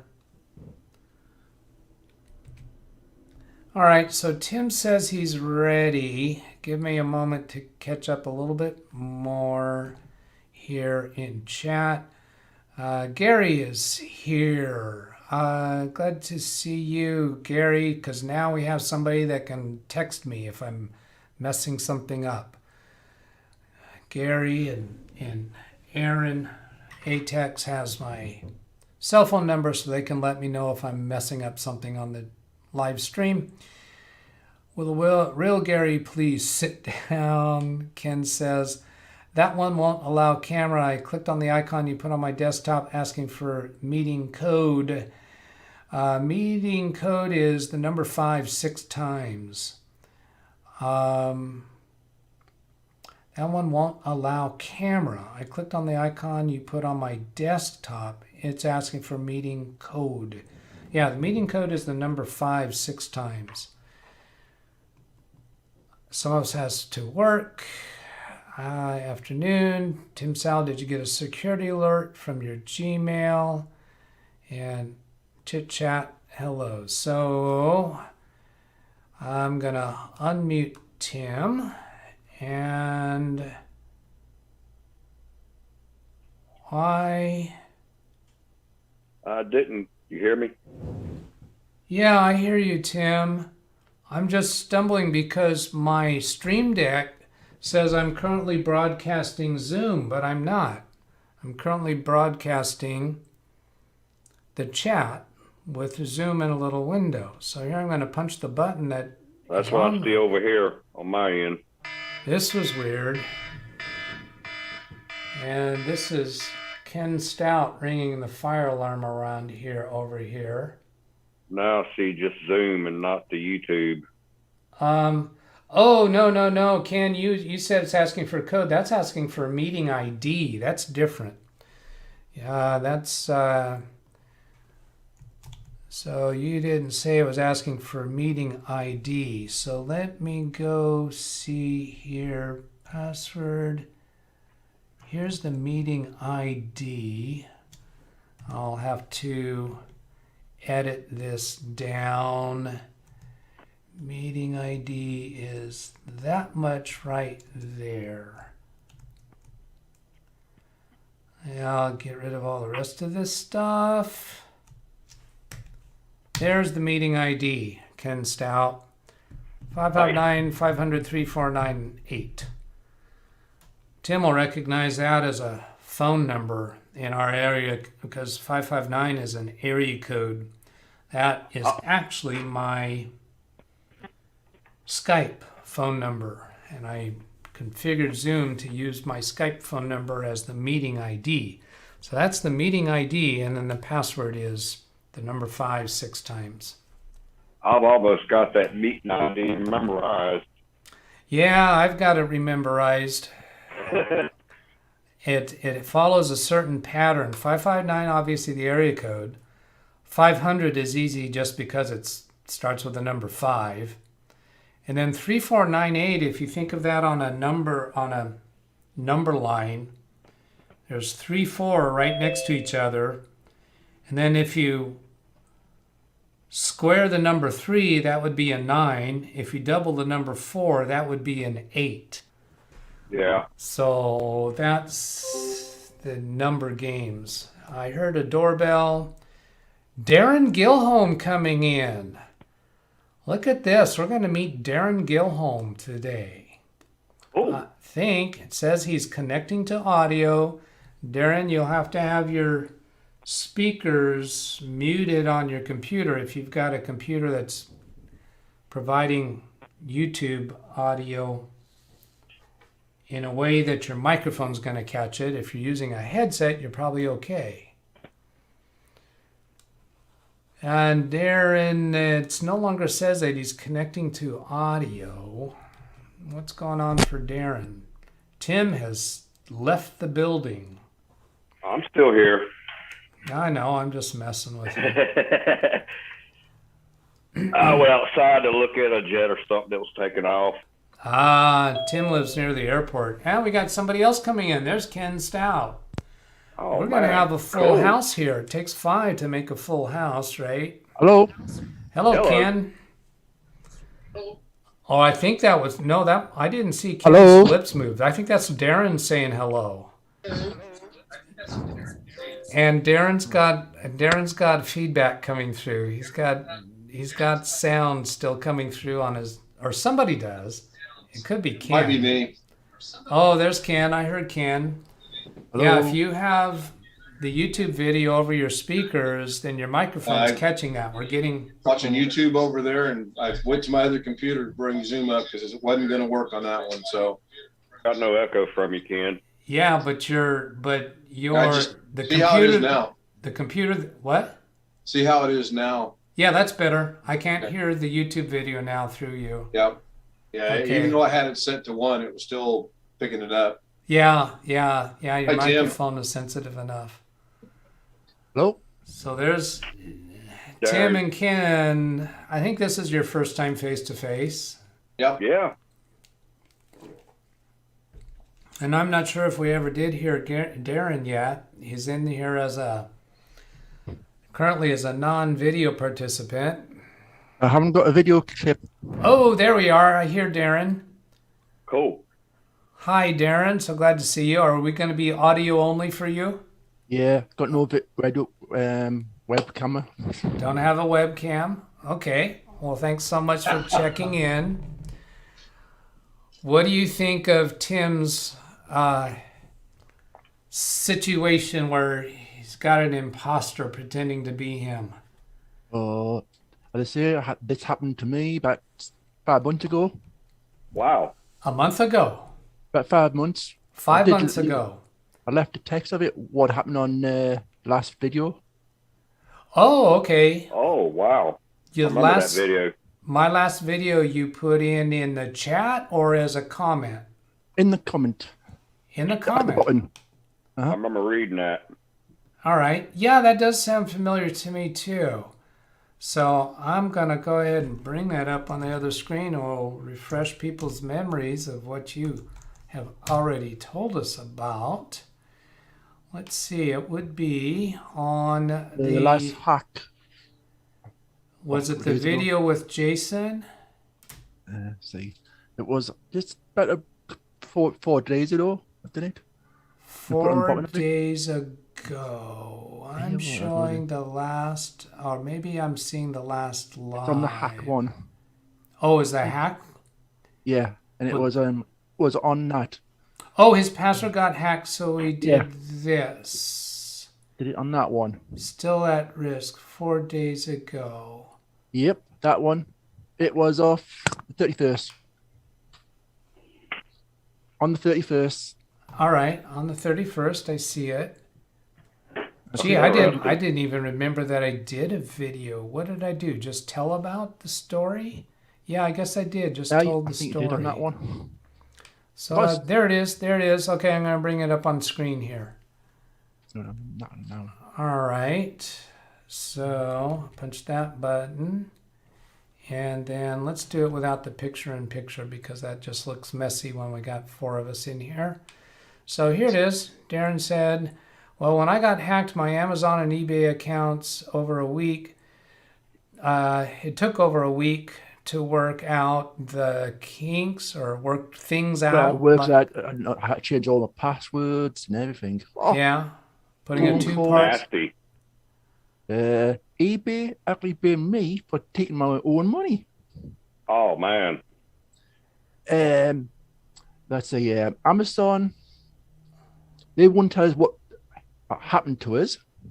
Took us a week to find out what it was and a few details of them. Only people I got details of is Paycom in Ireland. Ireland. Got it. Yeah. Pay.com. You know, PayPal. PayPal. PayPal. Spot on. Got into them. Got us in. One phone call that passes around to the main person. He said he would deal with it, look it all up.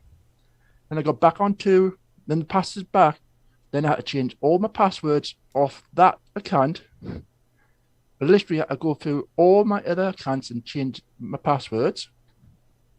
Then 2 days later, from PayPal, got a email off them. Got about 5 or 6 emails off them saying they have found out where the fault was, who done it, and I would be getting a full rebate of the money. It was like 70 odd quid. 70 quid? Yeah. Wow, that's a lot. Well, they bought let's see, they bought a Xbox game, and you know the devices for the where you can pay for the games stuff. Like a card, like a yeah. Oh, like Game Pass? Yeah, like a Game Pass for 25 quid. They tried to do that a couple of times. They ordered a hard drive off Amazon, but lucky, touch wood, I was lucky. I got all my money back, and I got it all stopped.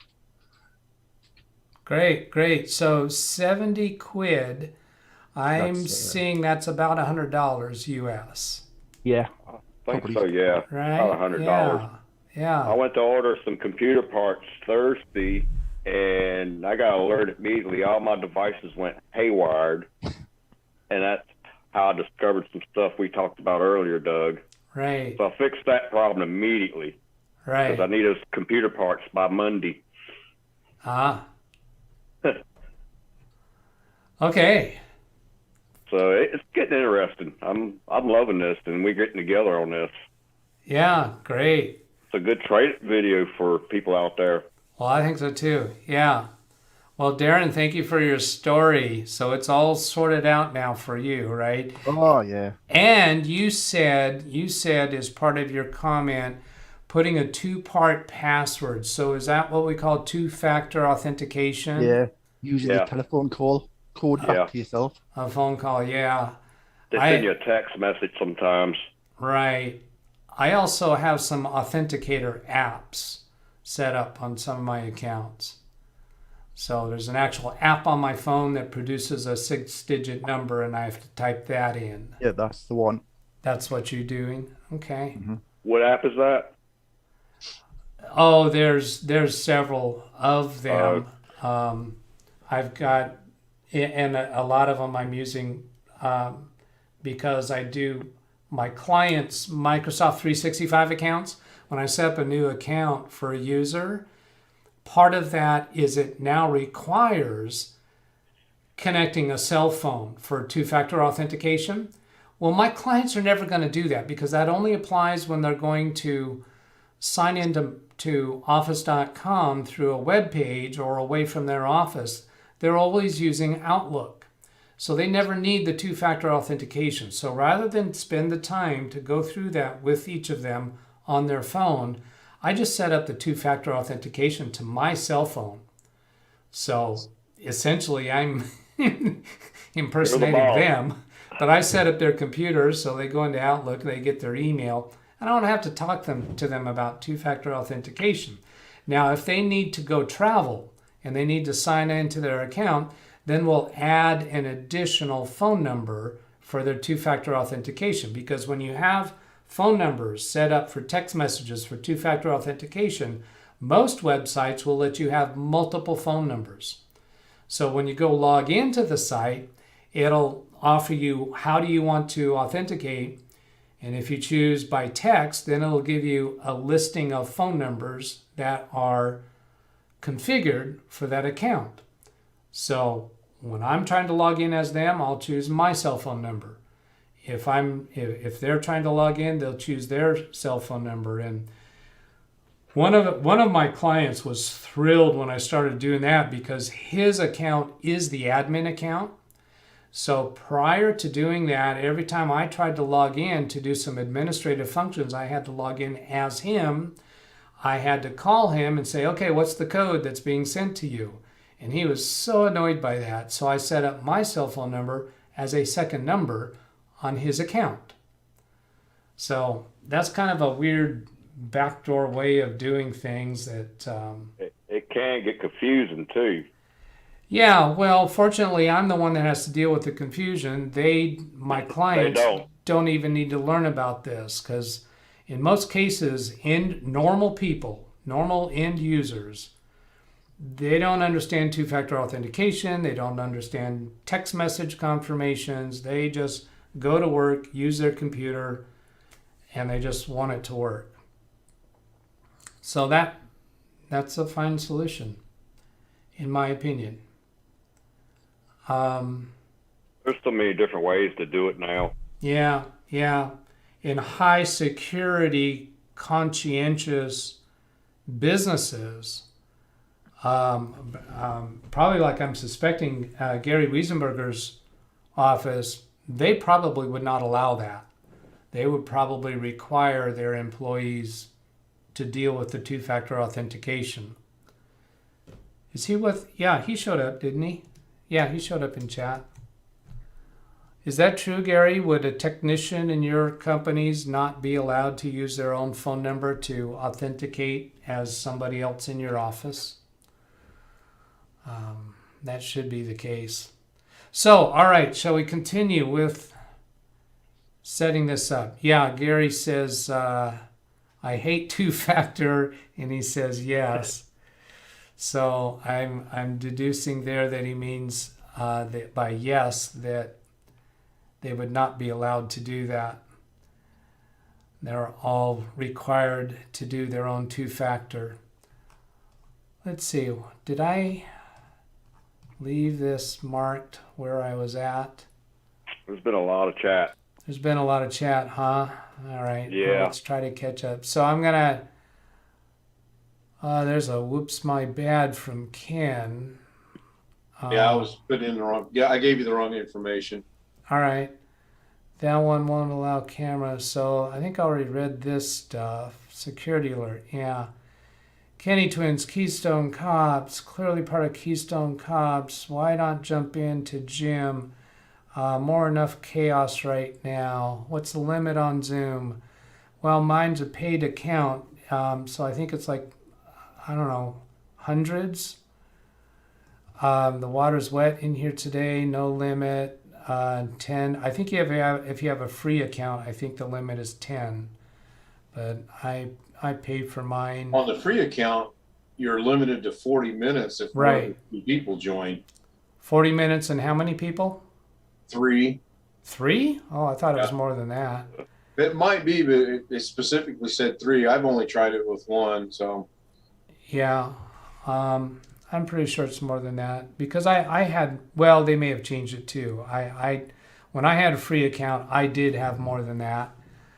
But I went to a paid account pretty quickly because I wanted more than 40 minutes. I think, what was it? $20 a month or something like that, I think I pay. What did we do for the club when we were doing our meetings?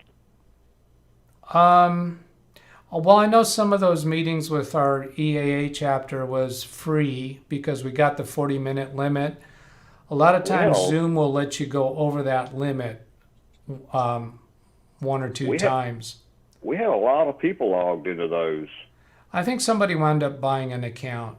Diane might have, I'm not sure. Huh. Let's see. I'm a limit 100 and 1,000 with large meeting add-on for IDA. 100 default, you can add on to 1,000.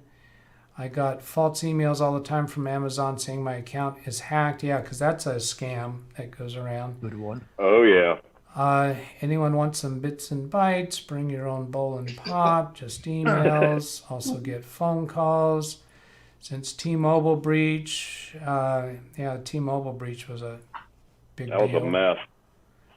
Yeah, as much as I hate AOL, since they took over email servers from Verizon, the spam filters they use are great. I get almost nothing as far as spam. I think Gmail does a great job at filtering out spam. Thanks anyway. Maple cheddar, beaver, rinds, munching.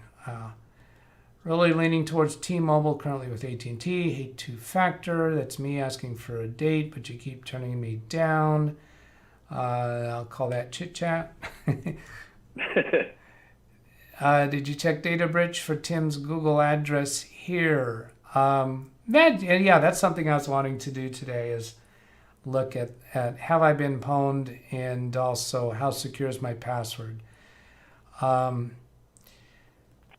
Hey to Ken, services here is good, but have this problem lately. Gary, to sign in at work, everyone has two-factor activation.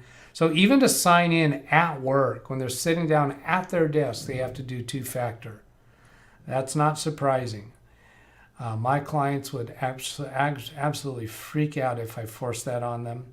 And the day is coming. I think the day is coming that small business will have to do that. Right now, it's not a problem, because we're not having troubles. Let's see if I can fix this picture-in-picture here. Yeah, it doesn't take long to fix it. I might as well do that since we've got, oops, oh, it doesn't do that. Ken's head is chopped off. Ken's losing. Here comes a joke from Blackwatch. Yeah, I just handed that right to him, right? Let's see what he does with that. So I clicked on my picture-in-picture scene, and it's being kind of slow to switch over to it. I'll try clicking again. And when I do that, the broadcast is going to look real weird. Here it is. So I have to move this. How do I do this? Move this up. Get 5 more people to join. You can make it like the Brady Bunch. Yeah, that'd be something. Or Put you in the middle. You can be Alice. Hollywood Squares, that's the other one. Yeah, that's the other. Yeah. Yeah. So if I move it like that, then if I go back to show the second computer, then I should be able to fix this. Now your head's chopped off. And Tim's and yours. Yeah, So you're back. still using XSplit? Yes. Okay. Yes, and Ken, you were asking about how I do I think what you're asking is how I do the thumbnail for live streams. Yeah, I figured that out. Oh, you did? Good. I figured you would. It's not all that I big. got to get with you next week maybe on my memory issue I'm having with my new build, but I'm working on that too. All right, great. Then continuing here, what didn't you see? Here's the other thing I can do with this. Are you guys getting a little lightheaded there? Blackwatch didn't see you in Zoom to see if I'm interested, but happily married 43 years. Could be your grandma probably. From Ida to Blackwatch, no, absolutely not. You could not be his grandmother. Blackwatch has told us enough over the various seasons. He's pretty close to my age. And Ida, I don't believe for a moment you could be my grandmother. Jim, when Verizon was running the servers, I don't think they had any spam filters engaged. I used Crapton. Gary, I have a Gmail account. I get porn daily. Are you recommending Gmail because it gives you porn daily? Not quite sure what perspective you have on it there. So I'm going to go show what my Gmail account does because I'm really happy with it. And I might be getting porn. I don't know because I don't go look at the spam. Ida to scan, but after an unauthorized change to my plan, I got so mad that I changed to T-Mobile. Oh. And then, that's just the beginning. No, Doug, you could be pretty close to mine. Now, see, he didn't give me a full sentence there. So I got to interpret what he means by that. No, Doug, you could be pretty close to mine. Does that mean I could be pretty close to being his grandma? Age. Well, I know that's age. I know he's around 62, 63, which I'm 63, I think. You could be pretty close to mine. So I that would be the truth of it. But since he just said you could be pretty close to mine, does that mean his age or his grandma? Since I was talking to Ida about grandmas. 1836. So, Jim DeGarry, my Gmail account must be defective. My age, duh. Yeah, I know. I know. Blackwatch, you are kids. Gary's around our age, same age too. He's right in there. I've noticed my Gmail is starting to get some things slipping through, but for the most part, it's pretty good. I don't get a lot of junk stuff. Oh, and Ida's feeling younger. Gary, there he is. Yep, 62. I was pretty sure of that.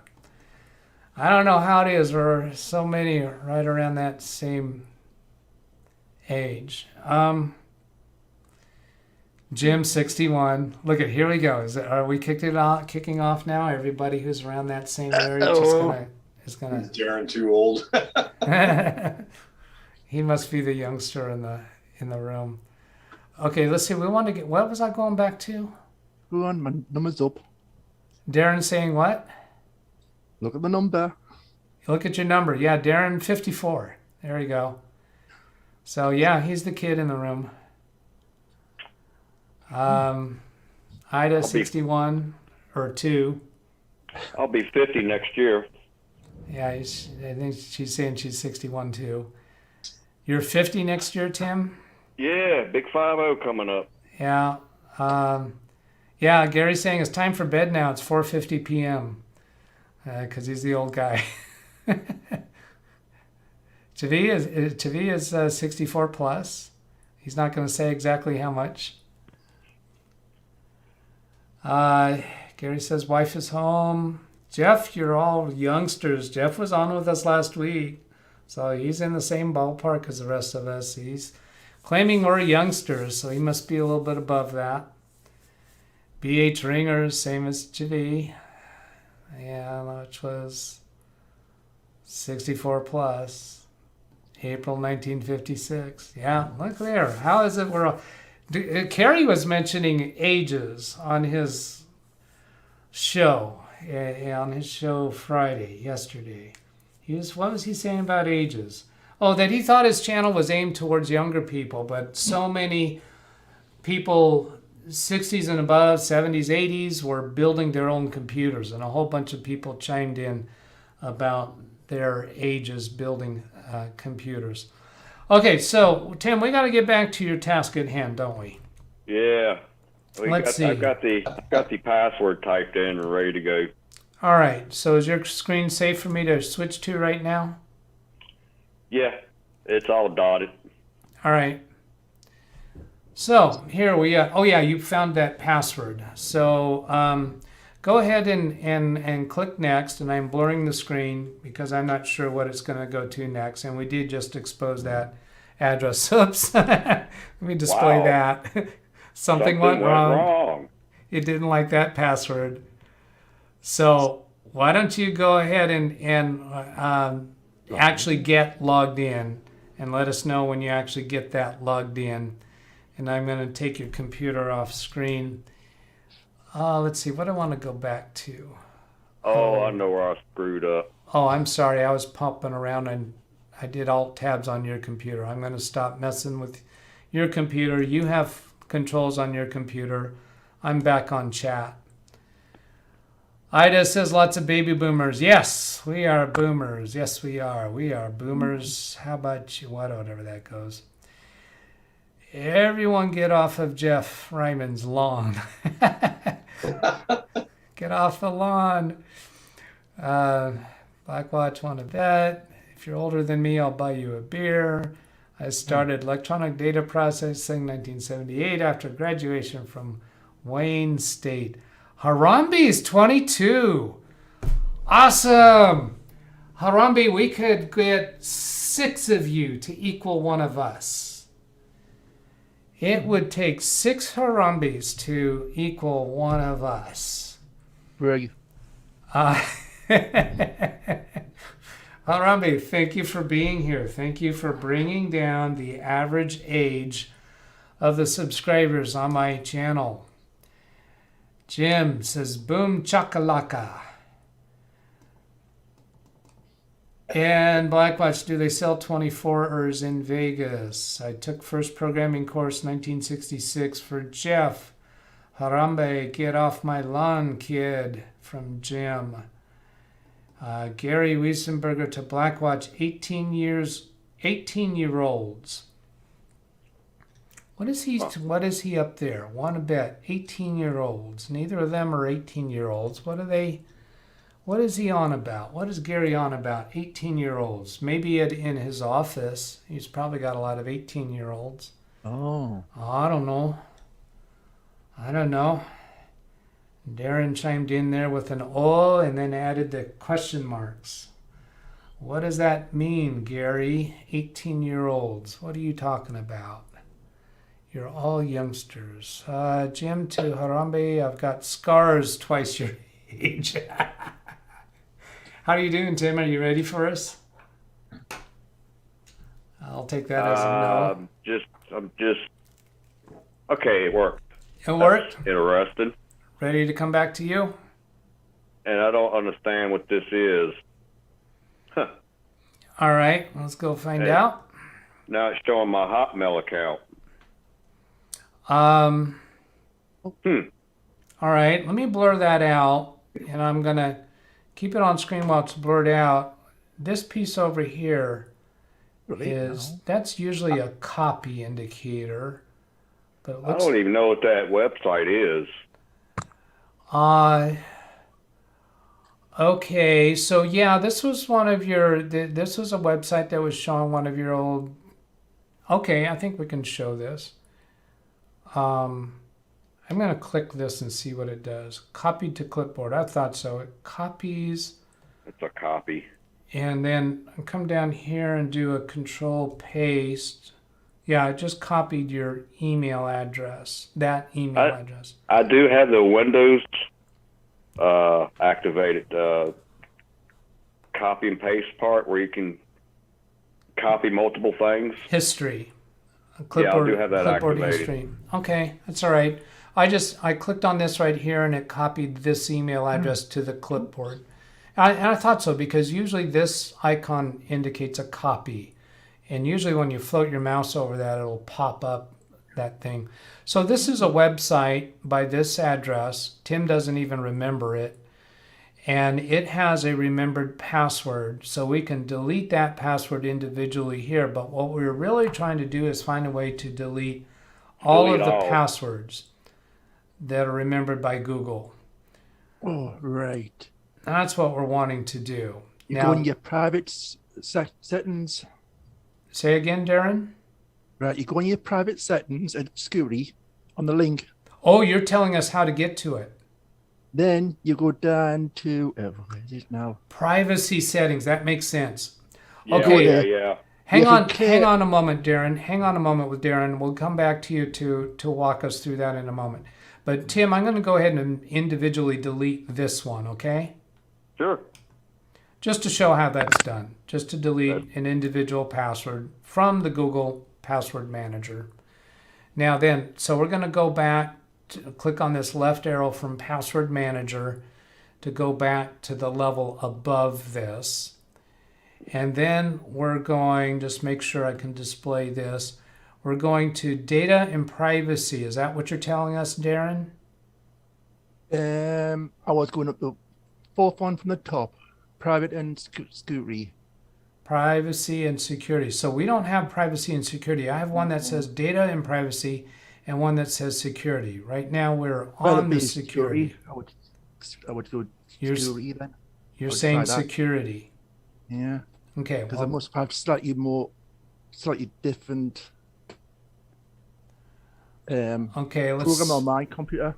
Yeah, different version of Google Chrome maybe, or I would assume it's basically the same. Go to private, and then protect your you account. can clear all your data, all your history data, and you can delete all your passwords if you want to. There's a clear. When you go in that, you go down to your next section. It says private and security. Clear all your data, clear all your cookies and stuff. Oh, you got that on yours. Password manager. You have 29 passwords. Password manager, easy to sign on. Okay, well, I think what he's talking about is deleting data from the browser. We're not worried about that. But there's an option in there for deleting all your remembered passwords. Yeah. Where is it? Um, I've done this before. I've got you blurred Yeah. out now, so I can Understand. scroll around. History, YouTube history, location history, my activity. I'm getting into a realm now where I'm juggling too many things in my mind.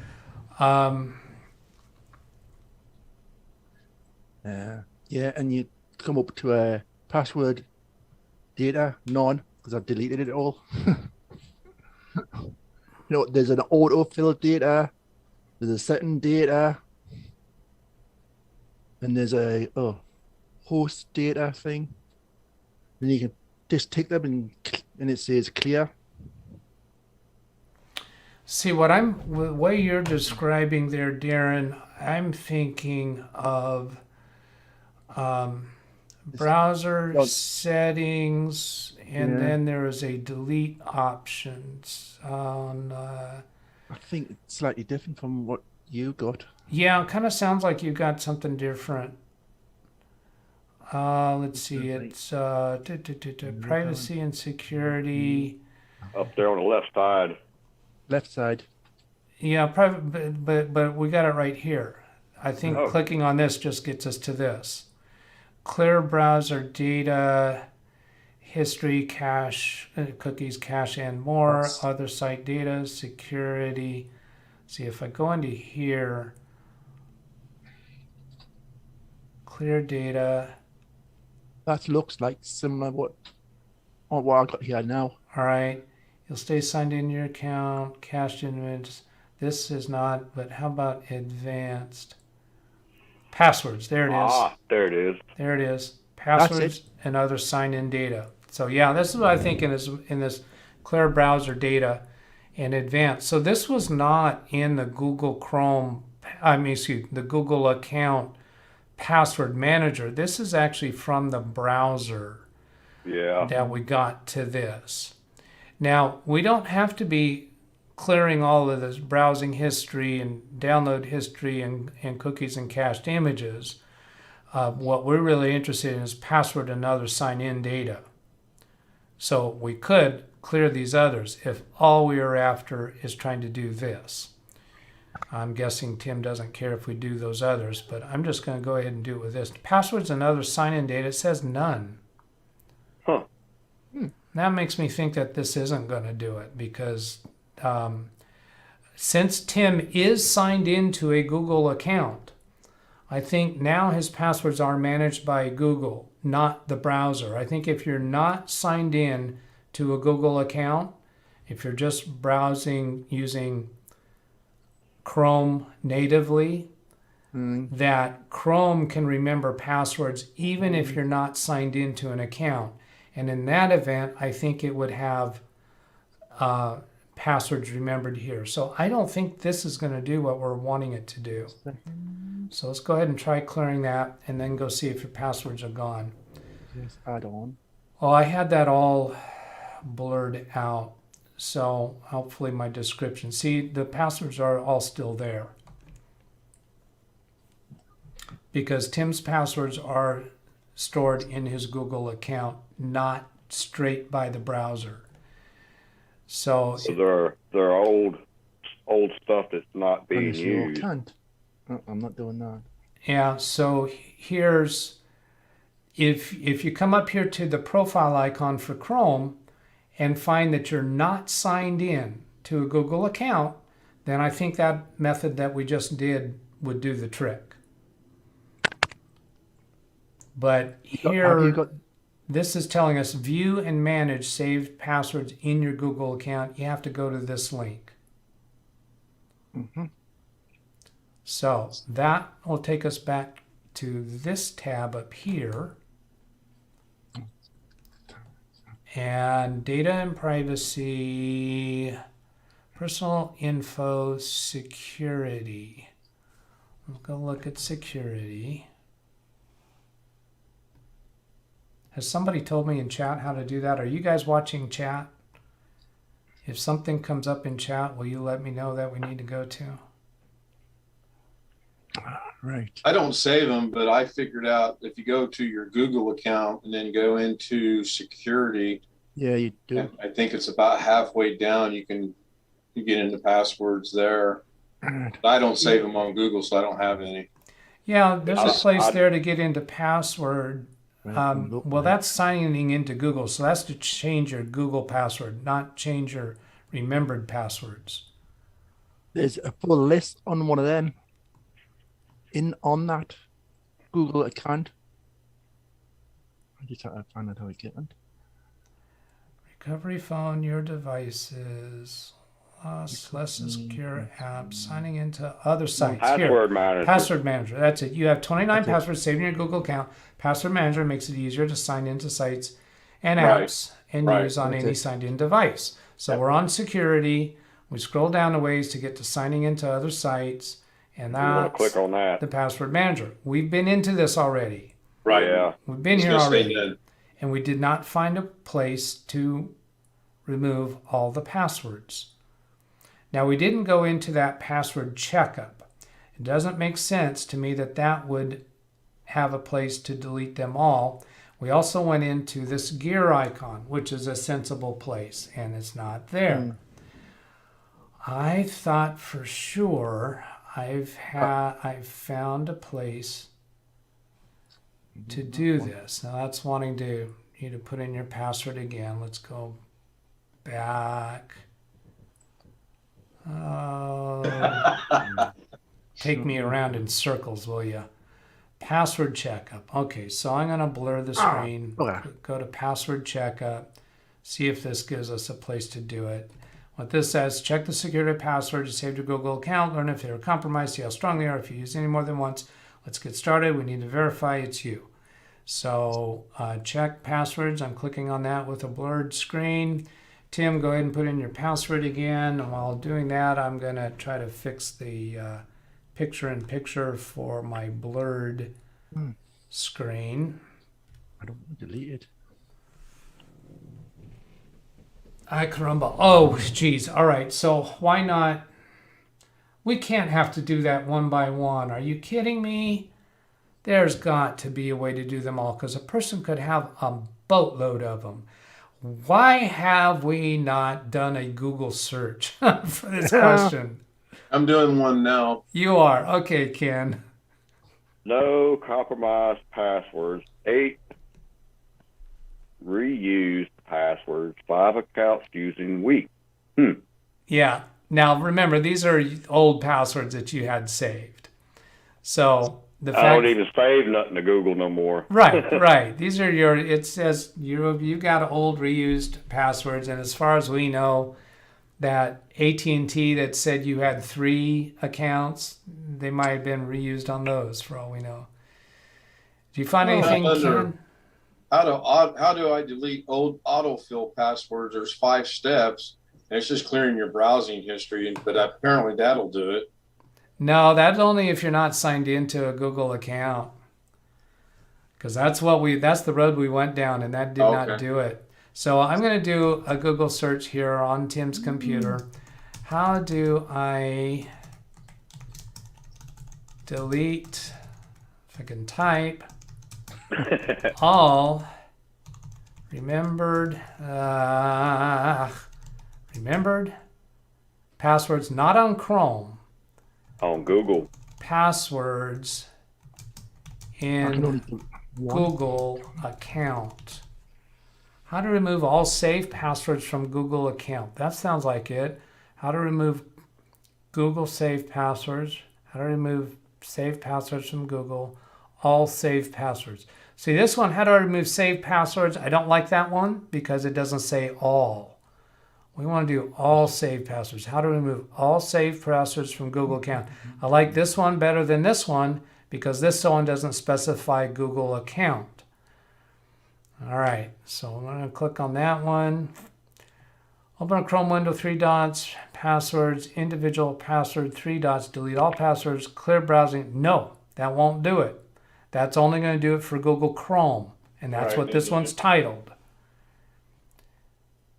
So, how do I delete all my saved passwords on Google? See what that says.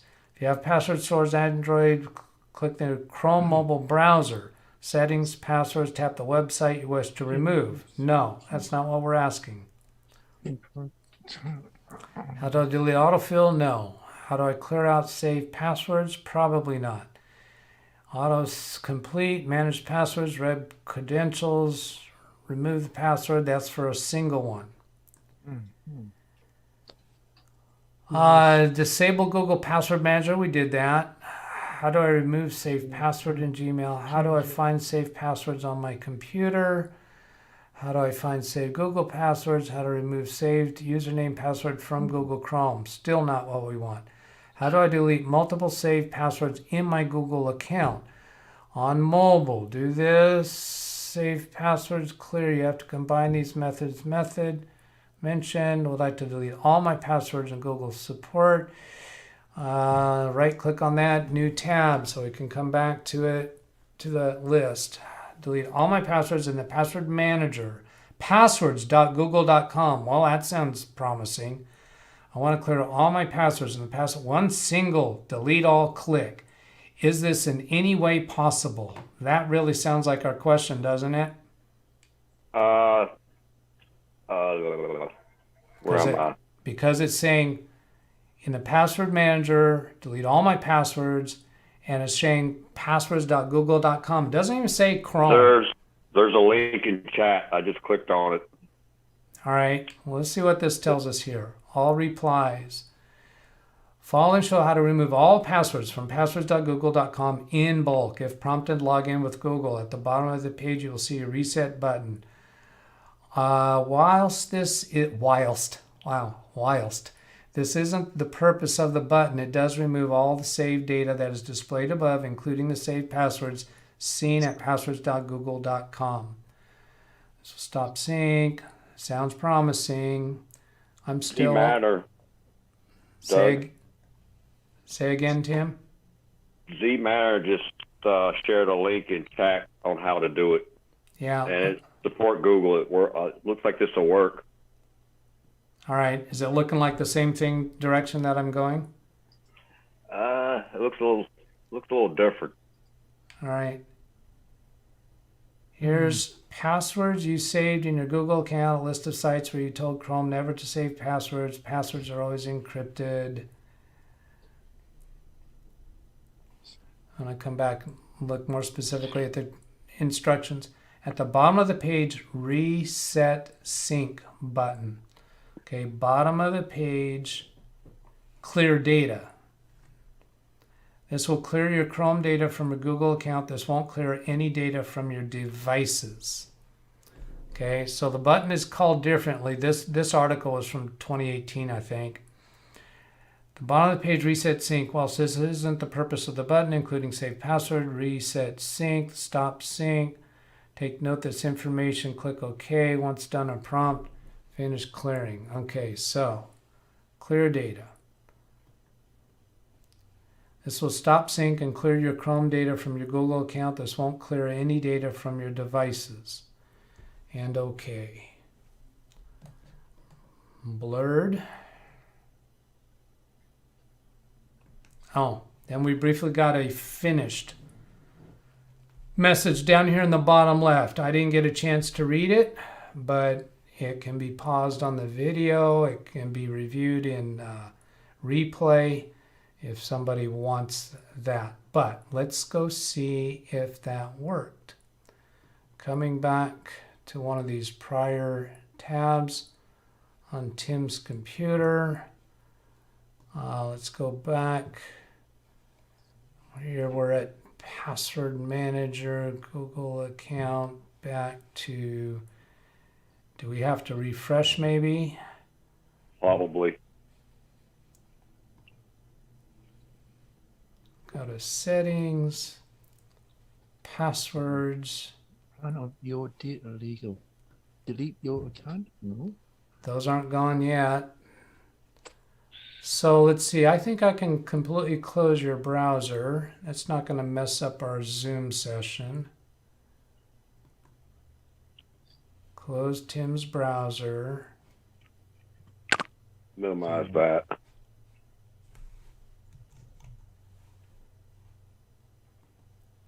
Oh no. I just lost it. Back up to browser.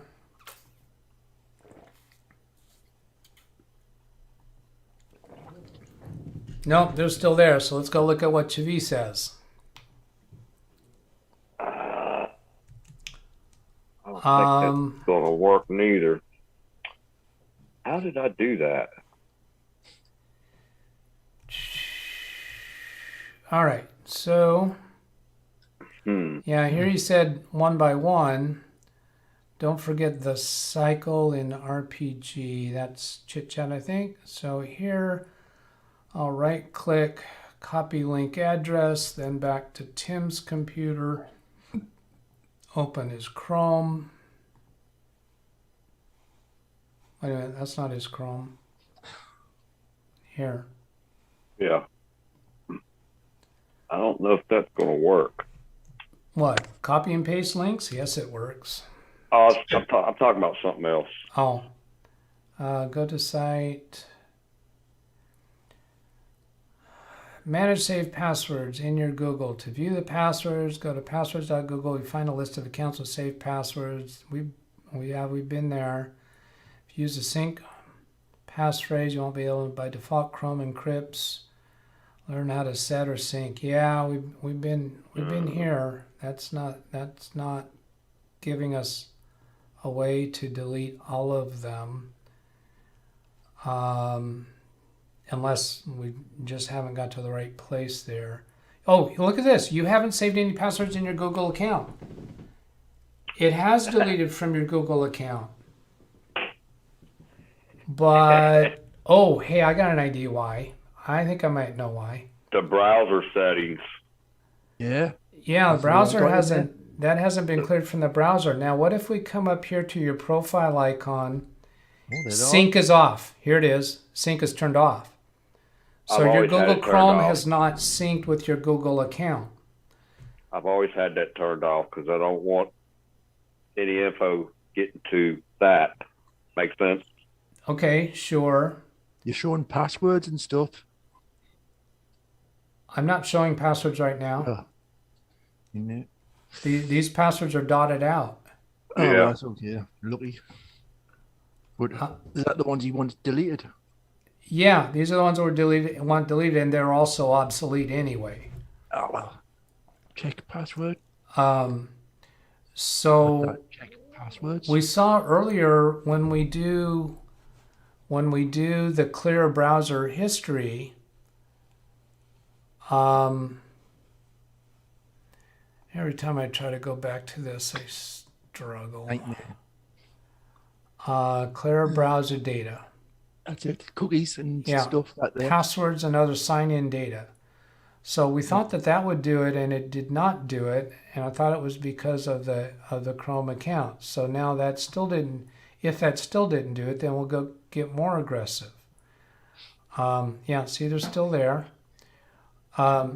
Now I think if we turn on sync at this point, it might take the passwords that are currently in Chrome and put them into your Google account, or it might take your Google account emptiness and transpose that to Chrome. I don't know which it will do.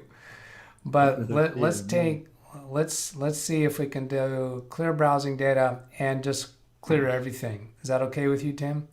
Sure. Okay. Is there a select all button here somewhere? Nope. Gee. Time range. All time. Oh, Wow. now it shows 35 passwords. Maybe that's the problem, is because we only had, this was set for what, last hour? Yeah. I don't know. Yeah. it Now was when set we to set last- all time, so maybe this will do That's it. Clear data. I bet that will do it. So that's how we have to get rid of passwords on there. Yeah, they're done. Bye-bye. Hasta la vista, baby. Jeez, that was harder fought than it should have been, don't you think? Forgot about that past the time thing. Say again? I forgot about that time. Looking at that was only the last hour. Oh, yeah, setting the time. Yeah. So to review that, that was, you go to the Google Chrome 3-dot kebab menu, go to settings, then privacy and security, clear browsing data, and then All time. this by default, I think, was set on last hour. And we marveled to see that it said none in here. Well, that's because there's been no passwords added within the last hour, and we didn't notice that it was set on last hour. Kind of weird how all that stuff got stuffed into there, because I never would let anything save passwords. Last time I cleared that out, I had a gig of information data in there, Yeah. Wow. and that was well, this computer was only built 2 years ago. I mean, bloody hell, a gig, just over a gig. I mean, Gig of whoa. data. Yeah. Well, in that little slot, and I couldn't believe it. Like, whoa! I hadn't. I say I only did it a couple of weeks ago when I had done this. Like, oops, done it, deleted it, and now I've only got like peanuts in it. yeah. The only one that shows a size is cached images and files. So as you're browsing over the years, it's easily believable that it could get up that high. Yeah, cost for even the cookies are like bad. 1,700 still. Oh, I'm not delete that. Oh, that's interesting. Yeah, on basic, it doesn't show us as much information about quantity. It does show You got to go to advanced. images and files, but images and advanced, so even like browsing history shows 796 items, whereas here it doesn't show you how much is stored. I still want to change the Google password. I can do that later to keep anybody from getting into that YouTube and hacking it again. Yeah. Well, do you mind if I blur the screen at appropriate points to do that? Yeah, if you Live want to share that with people so yeah, they'll to know how show to do people it. how to do that. Let's see. Sure, So, go for it. I'm going to take a break real quick. I'll be right back. all right. So he's off sound now. So while Tim's not hearing us, are we gonna conspire to change his account to something that all of us know and he doesn't know? Go on then. Go on then. Is that what you said, Darren? Yes. Okay. Well, yeah, we could do that, but then, at some point in time, you're going to change it anyway. Yeah. That would be mean. So then here's I go to his profile icon, and then manage a Google account. And let's see if we can probably do it. Here's passwords. Oh, now wait a minute. That's interesting. I think this actually. Let's see what that takes us to, because I'm not sure I'm remembering it right. Yeah, I thought so. It would take us straight to this remembered password list. There's no passwords in there now. Auto sign in. So let's see, I'm going to go back and relaunch Google. Because every time I was going to demonstrate that passwords list, I was going to the kebab menu and then settings and then tools. Here he comes. Oops, he's here already. It was too late. We can't do it. So on the profile icon, you can go straight to this key, which takes us straight to the I'm list back. of passwords. Yeah, Tim, you came back too quickly. We were going to change your Google password to be something all the rest of us know and not tell you what it was. Let's see. Now I can't hear anything. Well, we can hear you, Jim. We can hear you, Jim. Yeah, I can't hear anything at the moment. What's going on here? All right. I see him. Maybe What did I do? I bet he turns his speakers off so that he doesn't get feedback. All right, what did but he I do? doesn't I have screwed anything on something his up. ears. Can you still hear me? The black. Yes, I can hear you, Ken. Yeah, I've got no audio. All right. Well, we can hear you, I'm Jim. not sure why. And I don't know All right. if Jim knows that we can hear him. Yeah, that's weird. I muted the YouTube, but for some reason, I don't have.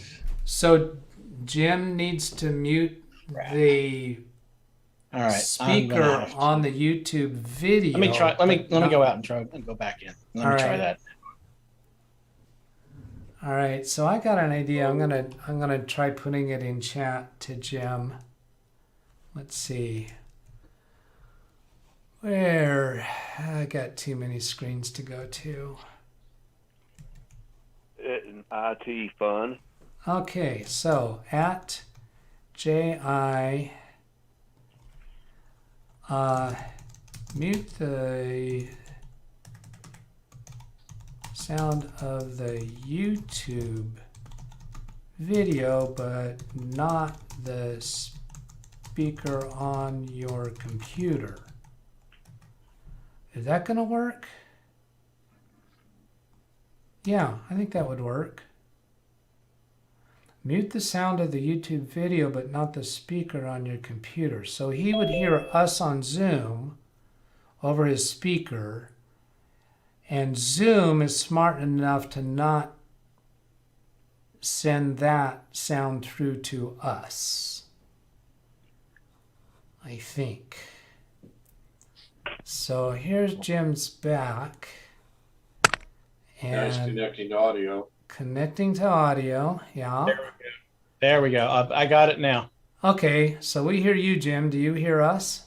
Yeah, I got you guys. No problem. The problem is that Zoom defaulted to trying to use, for some reason, another device I had plugged in. So Yes. I'm good. Yes, good. right. I've seen that happen a few times. Or you've had to tell Zoom specifically what device to use and not use the default Windows device or whatever other devices it has. So hello, Jim. Good to see you. I haven't you been on before? No. Oh, you know what? It's the wrong. Jeez, here we go. I'm looking at the wrong camera. That's what's going on. I have the C920 sitting over here, and then there's the Logitech Brio over here, and apparently it selected the Brio for some reason. All right. All right. So we're good. And maybe you could turn your camera up a little bit so it doesn't cut off your forehead. Yeah, hang on. Come here, everybody. Come in and say hi. No, There we go. you want some Got it. coffee? I do here. Hello there, whoever's with Ken. That's my wife. That's Hi. Mrs. Ken. Oh, you're in trouble now. You gotta look in the camera. Yeah, look in the camera. That's where we are. Hi. Good to see Hello, you. everybody. Oh, I'll get this coffee. She's providing the coffee. Black All Rock right, Shoes coming. I great. remember double. great. Let's see if. Jim, you look familiar to me. I feel like I've seen you before. He does look familiar. Well, I don't see how that's possible. My YouTube channel has got barely 100 subscribers, so it can't be that. That actually might be it because I do occasionally go look at YouTube channels of subscribers. I bet that's why. You left the room, Black Watch. You're a little late. She'll be back though. Let's see. What's the way to do that? If I do go to YouTube and Jim's channel name is Jim KJ3N. Is that some kind of a radio handle? That's an amateur radio call sign. Amateur radio. Oh, yeah. I think I'm recognizing this. Because you got the, I can't think of his name right now. Who's that? That's, But the picture? yeah. That's Austin Powers. Right. Knew that. And yeah, and you were talking about hardware. Interesting. No headphones. What was that, Ken? Blackwatch asked me in chat if I had on my headphones, and I do not. I don't even know where they're at. So we're not going for the Princess Leia look, basically, is what you're telling me. You do show your face sometimes on your videos, don't you? Yes. Yeah, I thought so. I think that's why you look familiar. Jim has the line of the century from about 2 weeks ago. Say again, Ken? Jim has the line of the century from about 2 weeks ago. He was doing a live broadcast, and someone asked me if I was going to be streaming later that night. And Jim came back with, "When is Ken not streaming?" Oh. You remember that, Jim? Oh, yeah, I remember. All right, so I just went back over to chat to see. It looks like I've missed a whole bunch of stuff. Oh, how old is Christy? Somebody's asking. Your kids. Okay, I remember that. Time for bed. You're all youngsters, baby boomers. So I'm just glancing down now. If you want to get my attention, I think you better start doing the orange thing. RMB, get off my lawn. Blackwatch said 24. Blackwatch asking how old is Christy? This is 2021, so she recently turned 41. Ugh, how did that happen? Christy's my daughter. I can't believe how old your grandson is now. Yeah, 8 years old. Tim remembers when he was born. It's on my birthday. Oh, that's right. Let's see, program switches, system 34, what Ida started with, I guess. Check website, virus total URL scan. What was that in reference to? The virus total URL scan, that wouldn't be for checking Tim's account being hacked. IBM 1620. Classmates, wrote punch cards, printer, consensus, eggs, live feed, old and cracked, inherited, sound like another Darren in tonight's UFC mainstream. Another Darren. Oh, okay. Headphones. Clear browsing data, uncheck everything but passwords. Yeah, that still didn't get us onto the date thing. The time range was the key that we were missing. There we go. Autofill, websites, passwords, left shift, delete. Google changed a lot of stuff because I was able to delete a client's passwords with one click. I didn't have to go through all these hoops to get to it. Yeah. So this part here about gotta do them one at a time, that is not true. We did find how to do them all in one fell swoop. It took forever to get company off IBM. Signed into Zoom, Ken's credentials. I just signed into Zoom with Ken's credentials. Can you hear me now? Nope. Blackwatch is still pulling our chain, didn't he? I don't think he has come in yet. I don't use a Google account for anything other than YouTube. One by one, nope, not true. Don't forget the recycle bin. In RPG, oh, wait a minute. Don't forget the cycle. I'm not sure. That's between Gary and Ida. I'm not sure if that's in regards to what we're trying to do or not. Gmail account is completely different from Jim. We're having kosher BLT. Still have the RPG rule. What I don't forget is the fetch overflow switch and a mortgage program upside down. That's got to be Ida and Gary talking industry stuff. Blackwatch water. Blackwatch Water, what? Is 400. Playing with his buttons. These old boys, 8 viewers. Just lost 8 viewers. Are you Mitch again? Mitch is a lot of fun, don't you think? Keep using Firefox. Tested. Oh, it's just nightmare when I get so far behind. All right. I'm skipping down to this. TV gives us applause there, I think, when we probably found the solution. Skipping, feedback. Chris to me, Jim did Windows 11 USB trick to work on hold. Jim did that Windows 11 USB trick to work on old hardware. What I've been hearing is that what Microsoft has been telling the Windows Weekly people is that once Windows 11 comes out, it sounds like we will be able to create installation media and install on non-supported equipment. Oh, Doug, I've got the most non-supported system I did this on.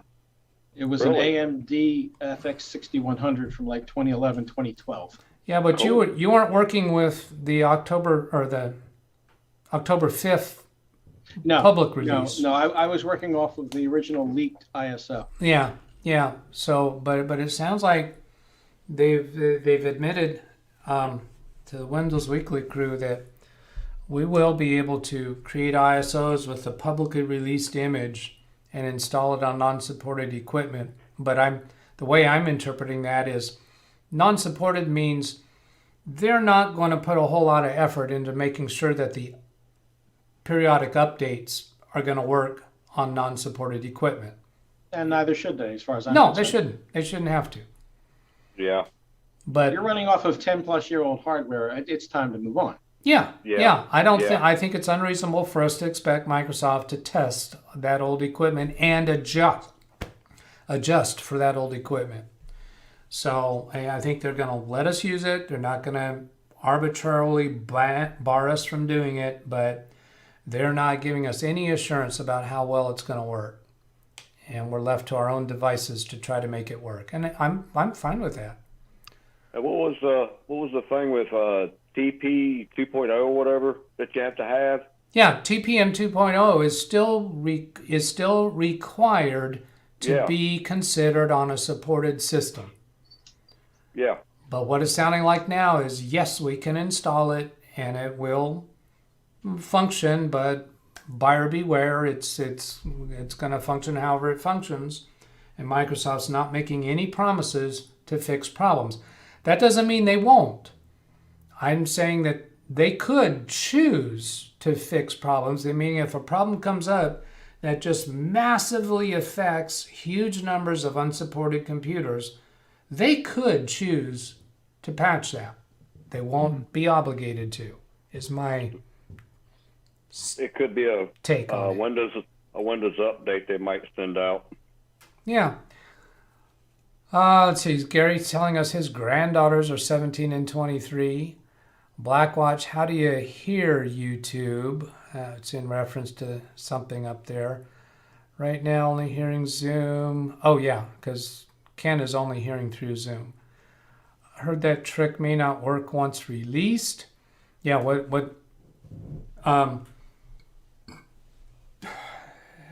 Mary Jo and God, why do I zone out on names that I know? So Paul Thurrott, they've been told directly by Microsoft staff that it's not going to be a trick, that they are going to let people install from an ISO on non-supported hardware, but they make no promises about how it's going to work.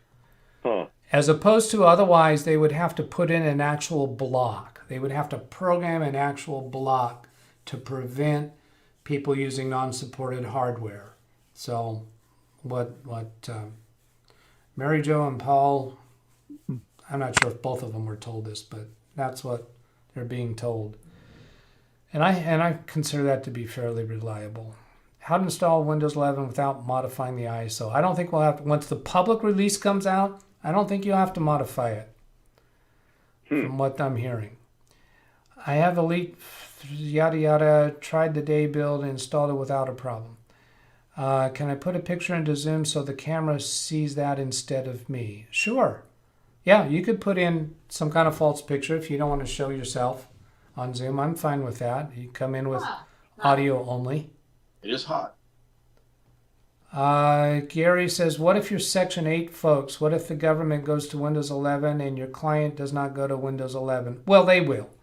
The apartment buildings I support that do Section 8, once we get past the point of Windows 11 being supported, they'll upgrade. These computers will have to be replaced.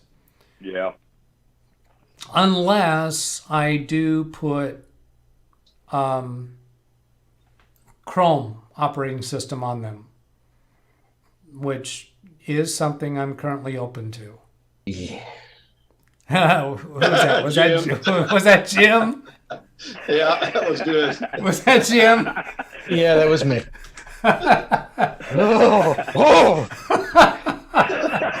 That was hilarious, Jim. That was good. Do you want to fill out your comment? No, I don't. This is supposed to be a family-friendly channel, isn't it? Yes. If I want a crippled machine, I'll load Windows 3.11. Oh, Well, wow. these machines are fine being crippled. They don't need to do anything other than games off the internet and people logging into their own webmail accounts. Yeah, Gonna run which any makes other it software. perfect for folks older than us. Well, yeah, and that's who the residents are. And not one of you on screen right now would qualify to live in one of these places. They do allow people your age if you have disabilities. And actually, well, I should say age. Physical or mental? Yeah. I think the qualifications are disabled and under a certain income and under certain assets. Or I think the age is 55 years or older, not employed, and not necessarily disabled, but income under a certain amount and assets under a certain amount. And those bars are pretty low amounts. Your income and assets have to be pretty low. Okay, because if it was just a disability, well, mental disability, I'm already there. Thank you. Yeah. Well, we're all the computer enthusiasts, so that puts So us there's all already there's already something wrong with us. we're already in a Yeah. certain bucket. What is that they call us? Geeks? Yeah. Yeah, among other things, yes.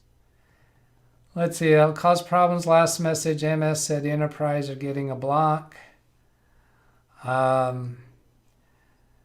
Yeah, and that might be a different issue on Enterprise as far as installing on non-supported hardware. I think that's highly likely that the Enterprise version you could not install on unsupported hardware. I don't know.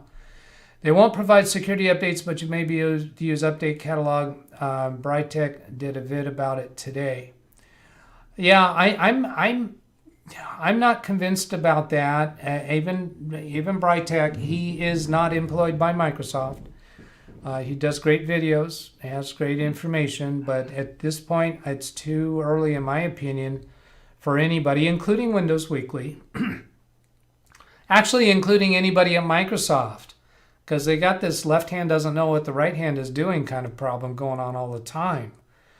But what I think is going to happen is we'll be able to install on unsupported hardware with the Windows 11 ISO, and the security updates may or may not work. They may work sometimes and not others. I think it's going to be a bit of a crapshoot. Well, I plan on finding out, because as soon as that's released, I'm going to try it again on that old hardware. Yeah, that's my first interest in trying it out, is once the public release is available, I'll try it out, and I'll either do that on a recorded video or live stream. I started a movie Hairspray to run Windows 11 or not support to run Windows 11 on not supported computer. That's referring to, I think, the modifications to the ISO. How will Chromebooks work against Windows 11 for hardware security? Well, the Chrome operating system has pretty good security built into it, as I understand. Now, it's not Chromebook. I'm not proposing to install Chromebooks at this place. I'm proposing to install the Chrome operating system on these PCs. Chromebook is actually a physical computer, a laptop, as I understand it. And my head has not been in the Chromebook world, but we ordered a Chromebook recently for Joe Ellen during a live stream. I would qualify for that kind of housing, but I refuse to live in another apartment. Section 8 works for low income. In this particular place, you can't just be low. It's not Section 8. It's somewhere along the line, Gary started referring to it by Section 8. It's not Section 8. It is a different category of HUD support, and I don't know technically what it is. It's not really right to refer to it as Section 8. That's not what it is. You can get anybody any age can rent a Section 8 apartment. That's not what my clients are. So a profile pic is loaded into my Zoom account with a question mark. I don't know if you have a profile pic loaded into your Zoom account.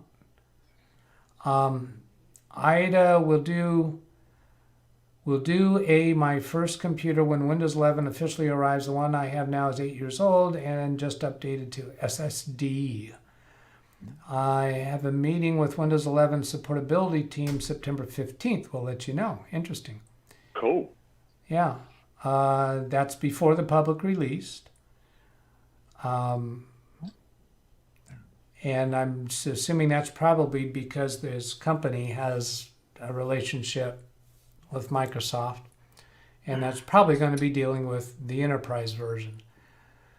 Those all-in-one PCs would run Chrome, and you can get ISO of Chrome. I've even seen people install Android on a PC. Now, somebody brought up a comment recently that the Google Play Store games might not work on a PC that has the Chrome operating system installed on it. So that was alarming. Kind of thinks that I kind of want to say it was Chris that told me that. I'm not sure.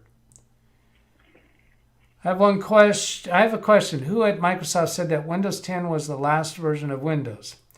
There was a person, and it's a misquote. Yep. But that quote is attributed to an individual who is speaking at a forum, an in-person forum, and Mary Jo Foley was the one that's attributed with doing the research and finding where did that quote actually come from, because that quote did not come from Microsoft. It came from a Microsoft employee speaking at a forum in one of these events that they do, and it was on a different topic, and his quote was, "The last version of Windows 10 is such and such and so and so." He was talking about the last version of Windows 10, and he could very well have meant to say or meant to communicate the latest version of Windows 10. He may not have intended it to come out saying that this is the last version of Windows, that Windows 10 is the last version of Windows. It's not at all a foregone conclusion that he meant that. But the media picked up on that and started reporting it, that Windows 10 is the last version of Windows. It's not what he said.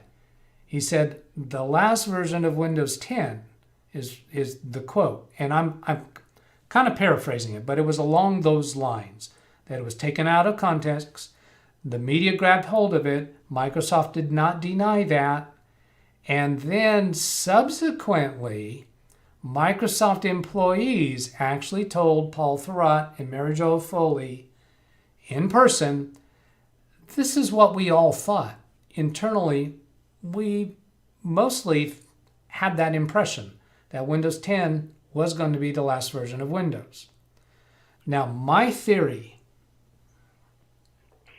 is that back when Windows 10 first came out, Microsoft could have generally intended and thought, we don't see any other reason to do another version of Windows beyond 10.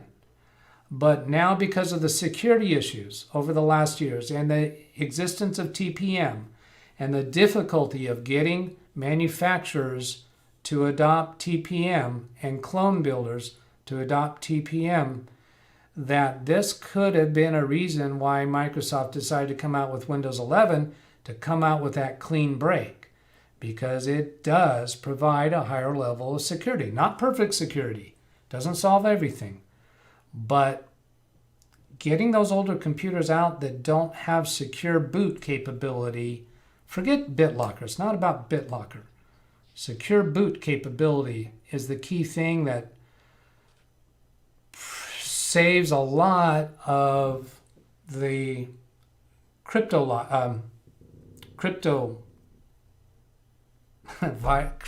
what am I saying?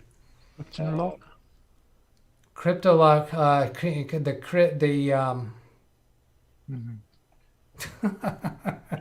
Yeah. Come on, you know what I'm trying to say, guys that are in Zoom. Encryption files. Encrypting files, Hell. It's not that. my brain's The average user. Sorry, go ahead. my brain's turning to mush. You guys know what I'm trying to say. Ransomware. The ransomware. That's what I'm trying to say. I'm waiting for when the average consumer starts using BitLocker. God forbid they do.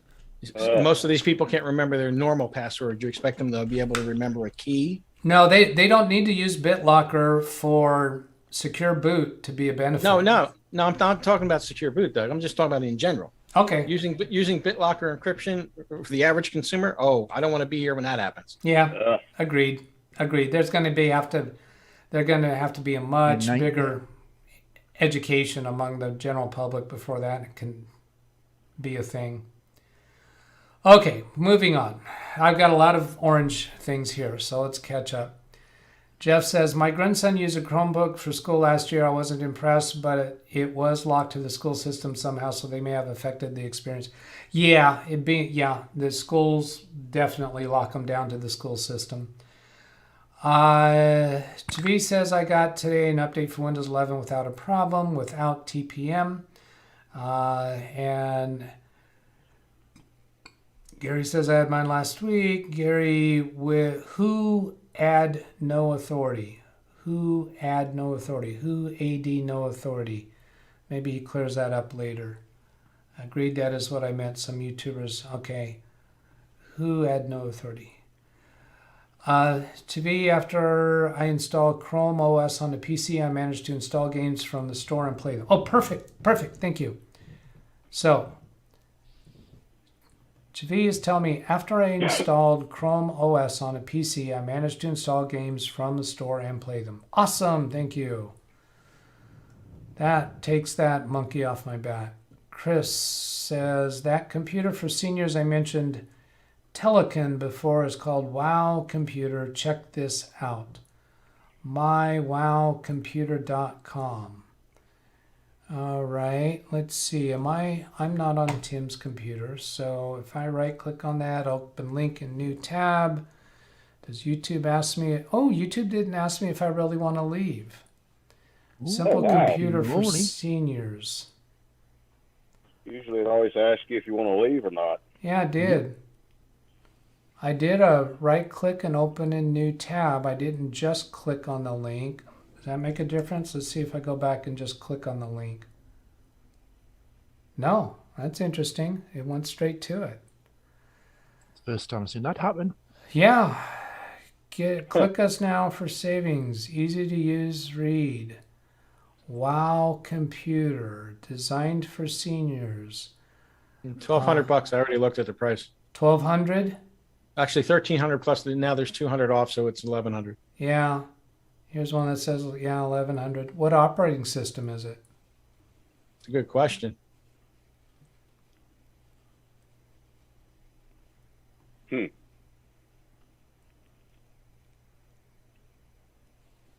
What does it look like? Well, It looks like an HP all-in-one. yeah, but what does the operating system look like? Mm. Don't see anything that I recognize. Looks like some kind of maybe it's a proprietary operating system.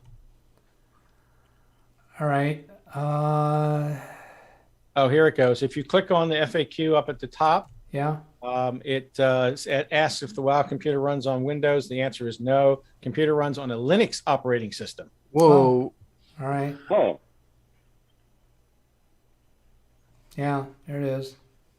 On a Linux operating system, of course, there is no such thing as the Linux operating system. We've customized to support our touchscreen capabilities, Linux to avoid frequent problems with viruses and provide a more secure, problem-free environment. Linux has been developed over the last 20 years by numerous companies, currently runs on millions of computers. Yeah, so when I say Linux, it's not really the Linux operating system. There's so many different distributions. I don't know that there is a straight Linux operating system, is there? Not that I'm aware of. I thought they're all, distributions. You got more distributions than you have fingers and toes. Yeah. My meeting is via role as moderator oh, that's right, because BH Ringer is a moderator in the Microsoft community. That's what his meeting is about. It's not through his company. And people tell me ransomware was the word I was struggling with. I need to talk to you as to how you do not need headsets. Blackwatch asking Ken, how do you not need headsets? Ken, bringing up Zoom, Ken's not on a headset. Well, Ken... Neither am I. What? Yeah, Neither am neither I. is Jim. And that's because they have turned off the YouTube sound speaker. Sorry. On the YouTube video itself. You go into the video box and mute the speaker. And then your computer speaker can still play the Zoom audio, and Zoom electronically does not pick up the audio that Zoom's putting out into your speakers. It doesn't pick that up in the microphone. It probably does a reverse wave pattern to what do you call it? Block. I don't know how Zoom does that because I've been on Zoom before without headsets, but I'm not running YouTube at the same time. Yeah. Well, Zoom does it the same way our aviation headsets do it, Tim. It's active audio. Yeah. It's active sound. Active sound. What do you call it? Is my audio still? Yeah, it's working. I know there's not active noise cancellation. Yeah, that's it. Similar. Active noise there you cancellation. Because active noise cancellation on a headset, typically what it's doing is it's listening to the ambient sound and puts out a reverse wave pattern to that sound to cancel it. Zoom, when it sends audio through your speakers, it has the exact waveform that it's sending to your speakers. So it can produce an opposite waveform so that it can apply that to the sound that's coming in through the microphone. So it's effectively canceling out the audio that goes out through your speakers. Here we go. We got somebody new coming in. Blackwatch. You think so? Johnny? It looks Johnny, like who's our next contestant? Looks like Gray Watch. Looks like Gray Watch. It's kind of grayed out, blurred out. Yeah, Blackwatch. What's with this high-tech stuff? And the name is Windows. Cool. Our new mystery guest is named Windows. That sounds like something Blackwatch would do. Yeah, So- there's Francis when you need her. Hey, but no, maybe this is actually from the cloud. Maybe this is the Microsoft Windows operating system coming into our Zoom session and going to give us Don't go there with him. give us the authoritative answer on everything. Because of course, as Windows being the entity known as Windows, he knows everything. All this tracking, that must be Windows tracking us right now, right? Yeah, just like Google, it's got map tracking on your cell device. I had to go in there and disable that thing. It keeps a history of where I've been, and you don't even know about it unless you go in there and disable it. Blackwatch in the chat saying BitLocker can be saved to your Microsoft account. Gary says randomware instead of ransomware. Install your own software on the WoW Linux operating. Oh, can't install your own software. Yeah, that would be a problem. And that's the WoW is simple. What they're proposing it for is simple users. No one is going to be installing software. Yeah, so people don't hurt themselves. Yeah. They're expensive. It's a Linux-like OS, right? My son-in-law has a big mouth. I should put BitLocker on him.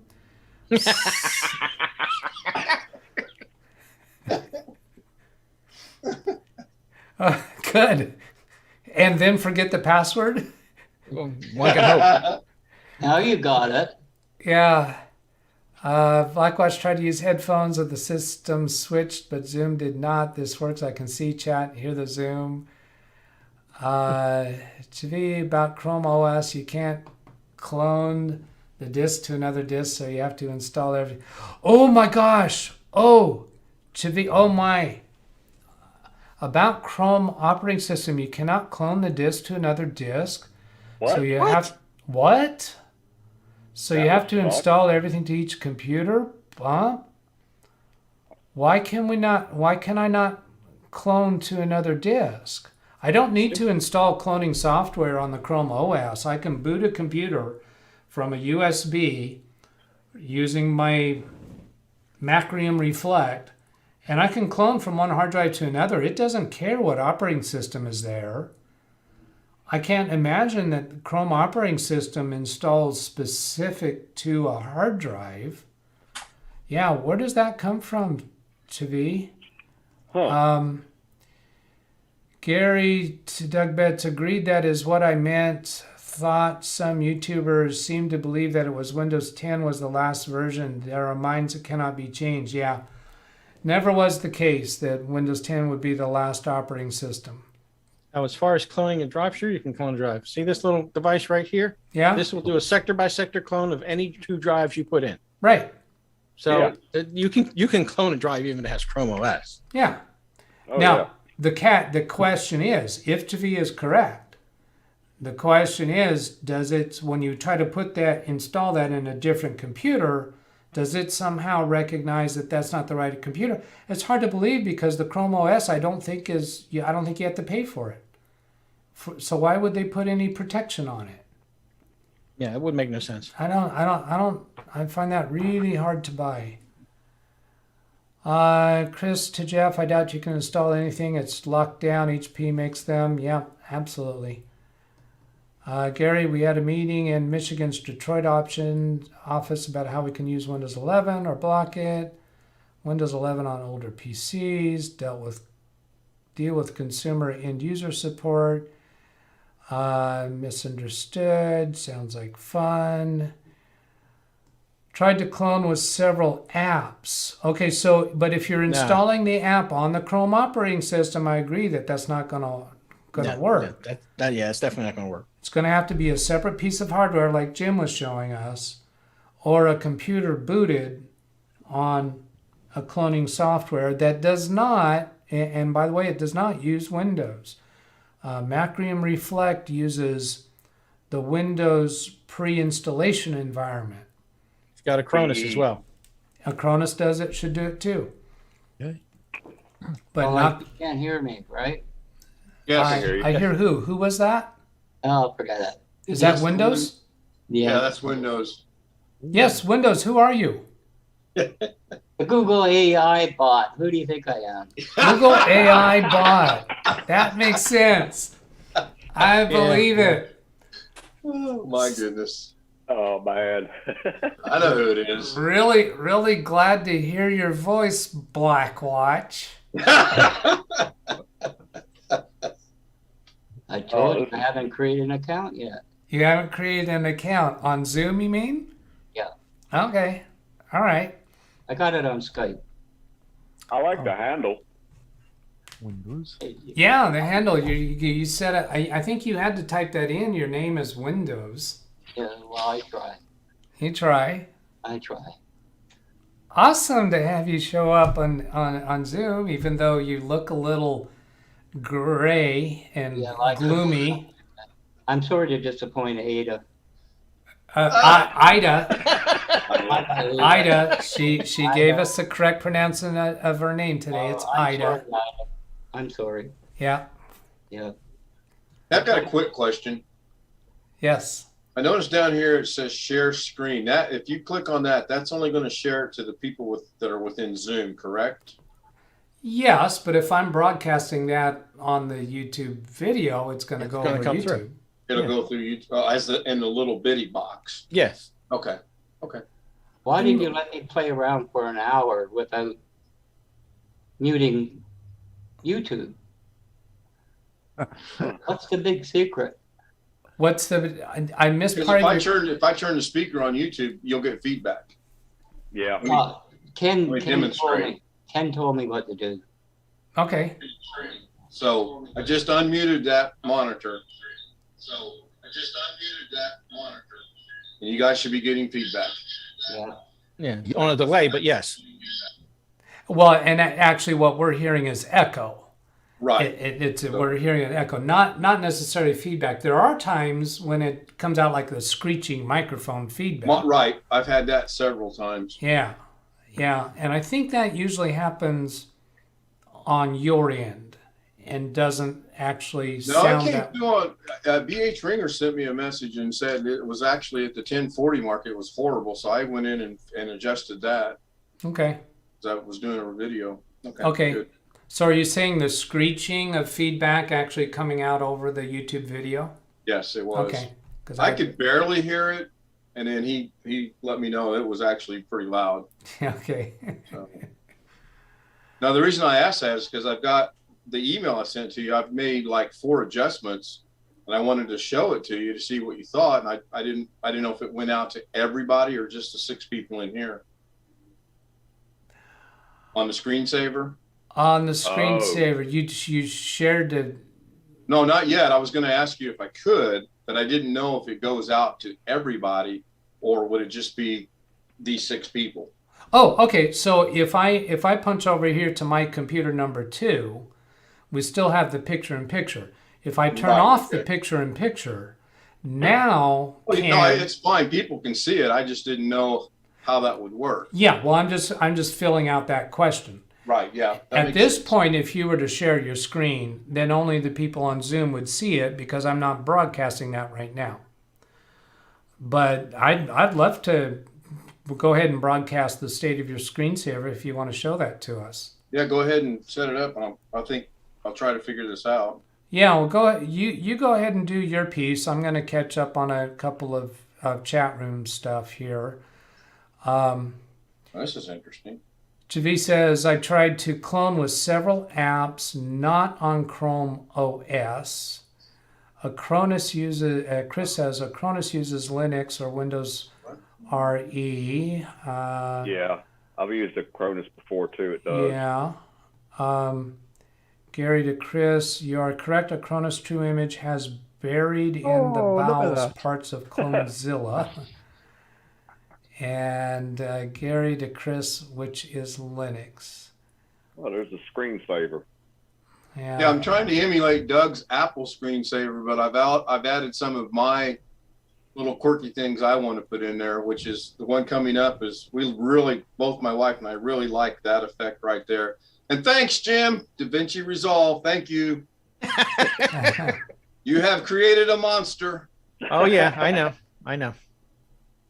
But I did not go with the RBG fans. So, and then I don't need their birth dates in there. I was just showing someone how you add text on DaVinci Resolve and to make it look like fake. Oh, So, that's nice. yeah, that's where we're at. I've got so much more I want to do with it. Start it from the beginning because I only brought that up on screen partway through. Here's the beginning. So this is screensaver that Ken Stout is designing for Windows computers, and the inspiration or the desire to do it was created by my Mac Yep. screensaver that often shows in the background on my videos. And the consensus is people like the animation or the movement as opposed to the static pictures. Yeah, And I do too, because I go back on when I stream, I show why I'm doing it, and I show the Apple one. I'm like, that's kind of blah, and then I show mine, and I like it. And like I say, it's just for me, so I'm going to do what I want to do. I'm going to own it. So that's where we're at. Thanks, thank you, Doug. Yeah, awesome. Thank you. Now, how do I stop share? Yeah, there's a stop share button there somewhere. Let's go. Cool. Learn something. The only problem I have right now, and I'm going to get with Jim later, is when I run DaVinci Resolve, my memory gets up to about 85%. And we're thinking that's because I need to get a graphics card, which I'm working on. Right. Oh, it's crashing what, doing renders? It doesn't crash. It gets up to 85%. It's only crashed once, but the memory will get up to 85%, and it is as slow as molasses. So I don't know what it is. But right now, I've got DaVinci Resolve running in the background. God only knows how many tabs I got open on Google Chrome. Obviously, Zoom. I got Mozilla open, Firefox, and it's sitting at 18%. I can't figure it out. 18% usage or 18% memory? 18% memory, and the CPU is at 2%. Yeah, okay, yeah, it sounds normal. So I'm thinking if I throw a graphics card in there, that should resolve that problem. I question that only because when I first started using DaVinci Resolve to render my video stuff, Right. I didn't have a graphics card. It was running straight off the i5. I've never experienced what you're experiencing. Right. Well, I got the 10th gen that you recommended in there, and it's, I mean, watch my video from last night. It shows 85%. Wow. Well, 2 plugs from my station now. Can Yeah, Doug. is it what you're saying is that when DaVinci Resolve is doing its work, your memory utilization goes up to 85%, but it works, and your Right, very computer, slowly. Is it that the rendering is slow, or is it that your computer is slow when you try to do other things at the same time? No, I don't do anything else when I'm doing the editing. It's Okay. just slow. Okay, how are you judging it as being slow? I'm watching in the task manager my memory usage, and the fact that it'll go and then it'll go It's just real herky jerky is about the only way I know to describe it. And the thing that's herky-jerky is the memory graph? No, the video that's being rendered. Oh, it has a graph that shows its progress. Right. Okay. And have you seen that function on a machine where it's not jerky like that? I've seen it on smaller videos that I've done. Yeah, smaller ones just go right away. Okay. This one's got 27 pictures and a little bit of text. Maybe that's it. I don't know. Well, it depends a lot on the number of edits that you're doing, how much you're making the thing cut things and so forth and so on. Right. Cut things, animation, so forth. All that stuff Right. is going to chew up resources. That makes sense. And the herky-jerky, that the graph goes up and sticks there for a while, that could mean that it's doing a different process, that the programming of that graphic is not done in such a way to make it appear to be a smooth graph. I mean, just like when you install software or do a Windows update, that will happen. A graph can be stuck at a certain place for a really long time, and it's just that the way that they programmed that graphic is not showing the progress of all of the subroutines that are being performed. So it could be that that's happening because of certain subroutines or functions that are being processed that aren't designed to be reflected in that graphic. I don't think that's such a significant concern. But don't you think that at some point in time, that once it gets through whatever it's doing, it should revert back to a lower memory usage? No, revert back to a lower memory usage. So when the graph completely finishes, your entire rendering is done, Right. does your memory revert back to a normal state? It didn't last night, but once I shut everything down and restarted the computer and went right back and had everything the same way, it's still running 18%. Okay, well, let's talk about how memory works. You've got the physical memory in the computer, and you've also got a swap drive virtual memory. And that's programmable in the computer to where it can use a portion of your hard drive as virtual RAM memory.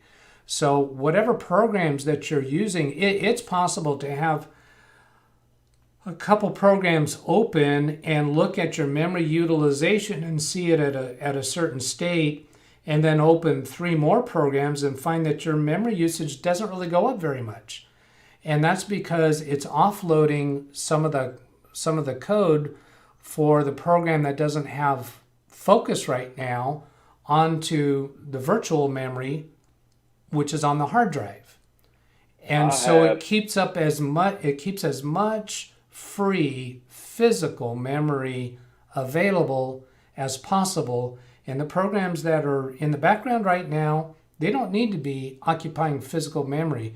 So Windows will try to keep as much physical memory free as possible, because Windows doesn't know what you're going to do next, that you're going to open something. But when you're rendering a video, that the software that you're using has to have far more content in real active memory, because it's utilizing all of that in a very short time frame. So when you finish the render, if that memory is not redeemed, it could be that just because Windows hasn't seen any reason to consider that inactive. I'd be really curious if you were to be watching in Performance Monitor, Task Manager Performance Monitor, watching your memory, let the video finish rendering. I wouldn't be surprised if it's not the case that if you just let it sit, that the memory kind of stays at that same level. But then if you open another program, that you might see a lot of memory gets released. Redirected. Because now Windows realizes that program no longer has focused. And that stuff doesn't need to stay Yeah, I didn't think about in that. physical memory. I didn't think about opening something else up, but yeah, I follow what you're saying. Yeah. Well, this is what Ken was doing with the thing. Like everybody keeps, I don't know who's telling them this, but keep doubling the memory and everything else. I go back to mainframe with you, Doug, what you're talking about, because we'd have page files on like 4 discs, 18-inch disc, 16-inch disc, and that's exactly what it's doing. It's swapping out. I mean, the concept of bringing in more CPU physical memory is insane, you know? Right. The concept of keep doubling your memory. Oh my goodness, I'll be back. The only thing a GPU is going to get them is faster rendering, because it's going to go run off the memory off the GPU. And from what I've read, Jim would know more, but what is he using? DaVinci. If you're using Fusion, you only need 32 gigs. Oh. Now he's got 64. And I don't know if he's using Resmon or what he's using to monitor this, like Task Manager, but like you say, it's going to spike. It's going to go all over the place. Right. And then he thought he was throttling through the CPU. That's not so. I don't know where Ken's getting some of this, I don't know, that his help from, you know, what to do. But he was looking at one big GPU, like double what I have. And, you know, with all due respect to Ken, I think he just, you know, should sit back and let this thing go. That's why I asked you what you're using to monitor. You're using XSplit, you know, and that's a little complicated to use, in my opinion, you know, but it's not crashing. you know. Yeah, I'm using XSplit as my software. I don't think Ken is. No, it was difficult. He tried it. Yeah. From what I understand, let Ken talk for himself. That's just what I was taking in from the live feeds, you know. Yeah. So it's questions. Yeah. He's running a 10700K, 64 gig. I mean, you know, there's no way that system should crash.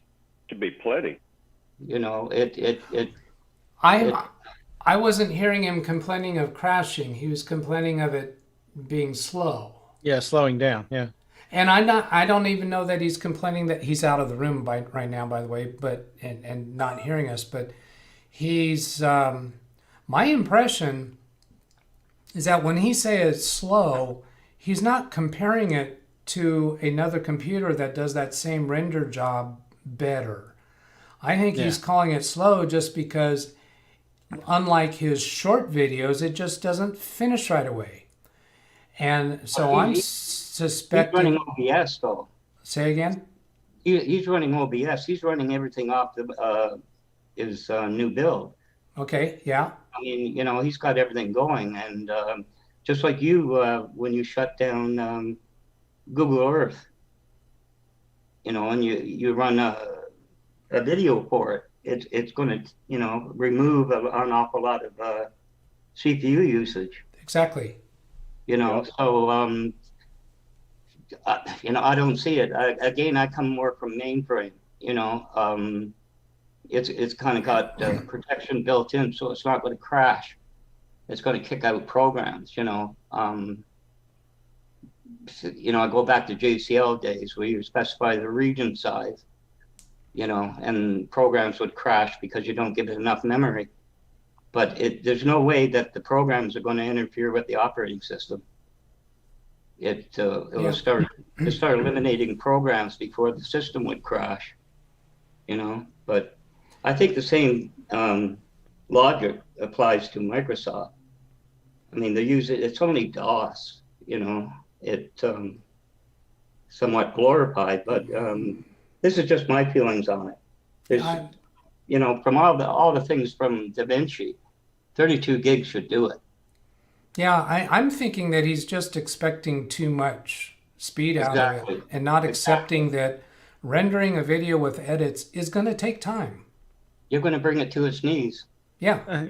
Yeah, I have the same thing. I mean, the very first video computer video I posted on YouTube rounded up in like 2 hours and 10 minutes. And I did run some tests with just the i5, and then I added in a GTX 1650 Super, which is like a 4 gig video card.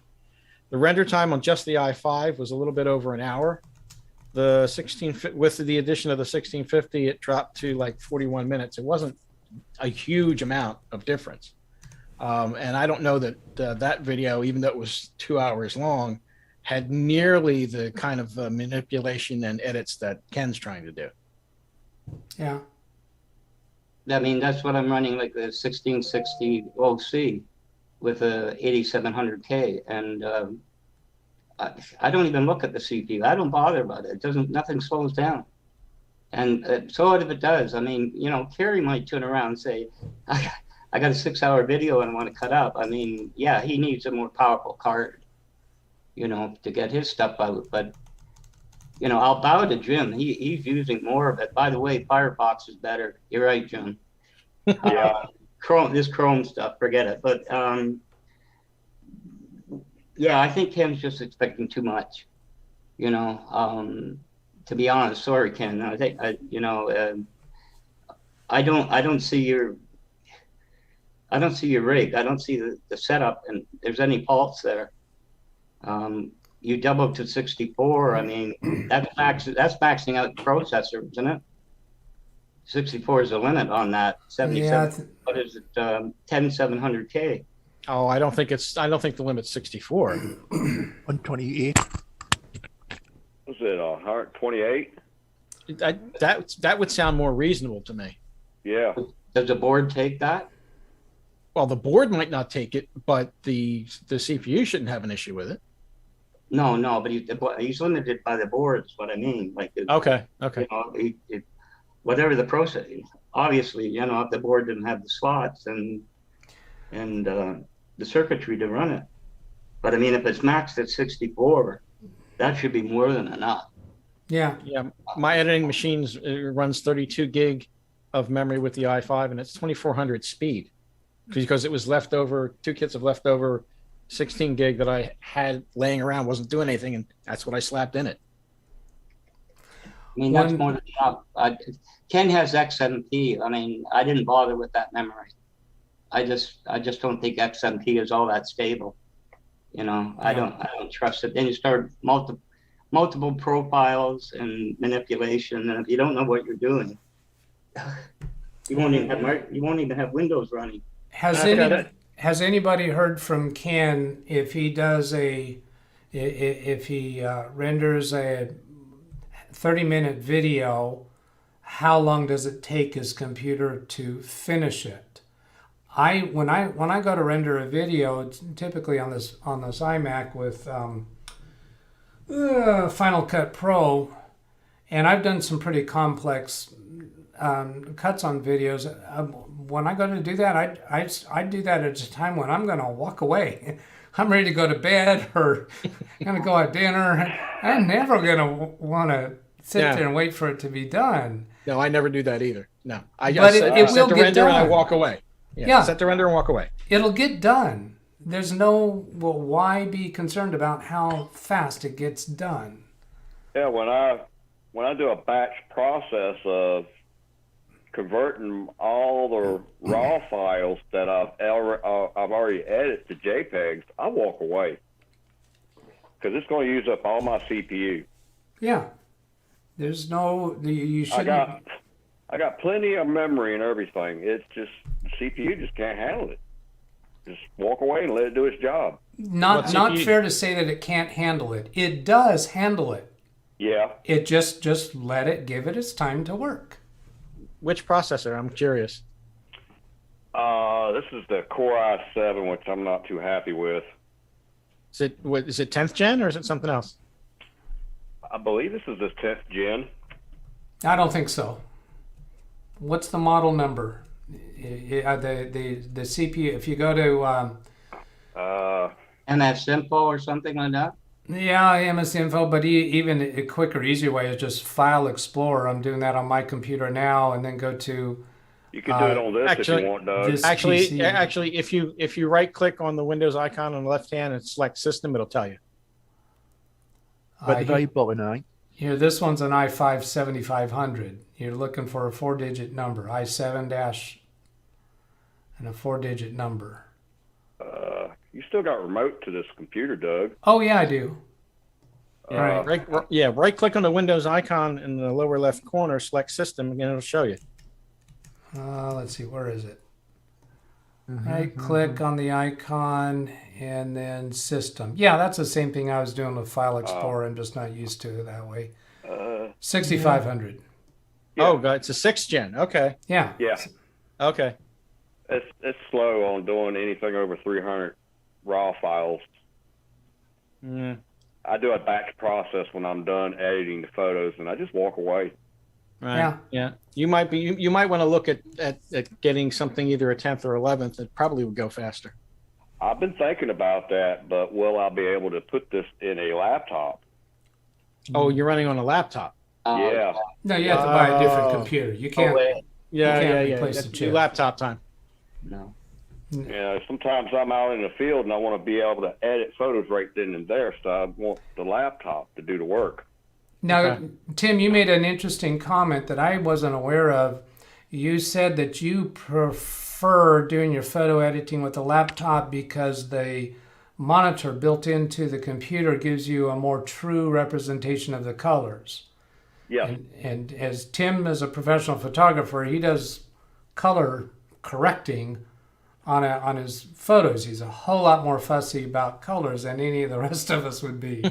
Yeah, if I do it on my desktop and a monitor, the color settings could get all screwed up and you not know it, and then when you see it on somebody else's computer, it looks like crap.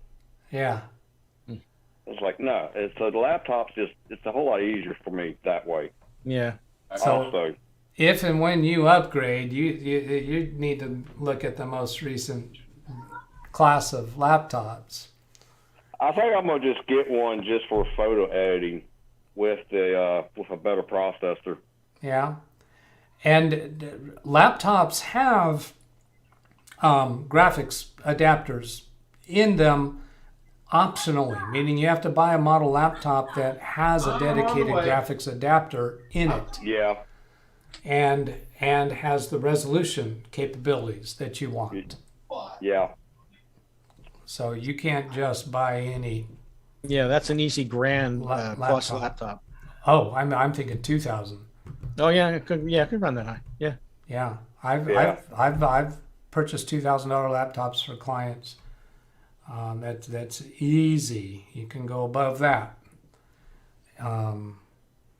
So you really need to be careful about buying the right computer for your purpose if you want it to do these renderings quickly, which for you, I think that would make sense because I'm imagining that you do color correcting on a photo.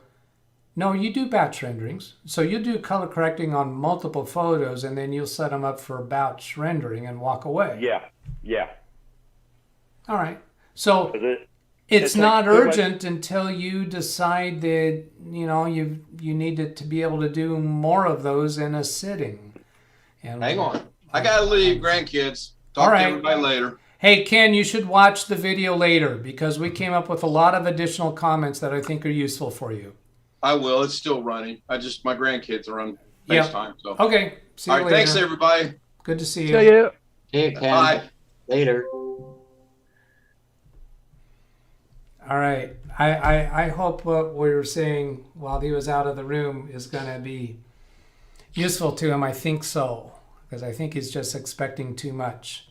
Well, the graphics card will definitely help him because DaVinci Resolve is more reliant on a GPU than it is a CPU. Well, yeah, any rendering of video or photos even is going to take advantage of a GPU. So yeah, that'll improve it. And that would be, I wasn't even aware, does he not have a dedicated graphics card? Not yet. Oh, see, I didn't even know that. And so No, he doesn't have a dedicated graphics card, mostly because probably what he wants is going to cost him either close to $1,000 just to get close to what he wants because of the way the market is. This is a tough time to be doing that. Well, maybe you guys in the States can answer this because I was looking at some of the cards. I'm no fan of Best Buy, believe me. Okay. But he had one, and he's saying it's running 775. I don't know, pretty well 800 US. And the same card at Best Buy up here in Canada is like 540, 550. Wow. Now, what's going on? They're both new. Like he was directed to, I hate to say it, but he was eBay. Like, Lord, the last place you want to go is eBay. Is it the same card? Is it literally the same card? I copied, he gave me the link, I copy pasted, I went through Google Canada, right? And then, of course, it's going to give me the results. And Best Buy was there. And like I say, they're not authorized to sell, rubber bands as far as I'm concerned. And, but yeah, just 548, under 550 Canadian. Wow. And I could order it. It's in stock. Now, I'd rather go through another, there's Canada Computers, there's, what you guys have down there. Well, what about, what does Amazon say they want for it? There's Amazon, but I tried to get it shipped by Amazon. I don't want to deal with China in there. What's the other one? Newegg? Newegg Canada. Yeah. This card, I got it for around $280. That was February 2020. And I stepped on the guy he said something about in the channel supply, they're there. And I said, get on it or I'm going to cancel the whole thing. Now, Newegg had the same thing at $1,000 and it went out of stock. But they're all coming back in. And I don't understand how 550 Canadian ever comes against $750 to $800 US. That's not possible. But it's there. I It's there. Yeah, my impression is the U.S. market is particularly tough. Not so much in other countries for some reason, but U.S. market is very tough. Well, we have the same gold diggers here. I mean, you know, you can play around with. For this one, I was trying to get the 9900 KS, and I just missed it at about 600 Canadian. Now up here, it's $3,800, which is a joke. It's but I'm trying to figure the thing for Ken. Yeah, it's going to help, no doubt. But I mean, when you're looking at paying more for a card than you did for a system, this one up here, it was pushing $3,000. I got it less, the whole thing, because of it was pre-COVID and everything. I just had a couple of connections here, and I feel for him now, but I think he should sit on the thing. If the video rendering is his thing, there's no reason he can't. Which, by the way, I don't know too many. I asked an awful lot of system builders. I think Kerry answered it. Running both graphics at the same time, you can do it. You can run Intel and you can run NVIDIA control. You can run them at both at the same time. It's going to kill the thing, but I don't know if you can split it. Maybe Jim knows more about this. If you can run it off, a GPU and rendering, and I don't know how that's going to share. That's not been explained real well. Up here, all the system builders say we've never run both graphics at the same time. And yet, as I understand it, Kerry answered, yes, you can. Are you saying an internal graphics and a... Oh, okay. graphics card? Internal and discrete would make sense. I Yeah, was trying to figure out what he was saying. Intel, and you're running the Intel graphics program, and you're also running NVIDIA. It's just the outputs coming off the board for Intel, and it's coming off the GPU, for the GPU card. And that's possible. You could run both of them. I know Ken's running a number of monitors, and I don't know that. I mean, it's all going to come on the CPU. The one thing I don't like of Intel is when they did the break to the 3rd gen and all that, the software, an awful lot of people were complaining in the community, and they were support people. And what happened is the RGB section, where you turn it full, would disappear in Intel, and it's still doing it with the HD graphics today. So like on this one, it's easy to do it with the control panel. You just RGB, 255 or whatever. But Intel, it disappears in the control panel. You can't get to it, and there's all these workarounds. And from what I understand, these volunteers are working on the software. Like, how does Intel justify volunteers and not support staff working on their graphics control panels? So that's why I got a GPU card for this. It was a gigabyte. I mean, it's a twin blower one, because I don't trust Intel anymore with their software. You just can't control it. But as far as Ken goes, I think it's just it's crazy right now. It's like he was looking at other ones, and I think people miss this point. Like if you look ASUS, all these, NVIDIA is making the chips.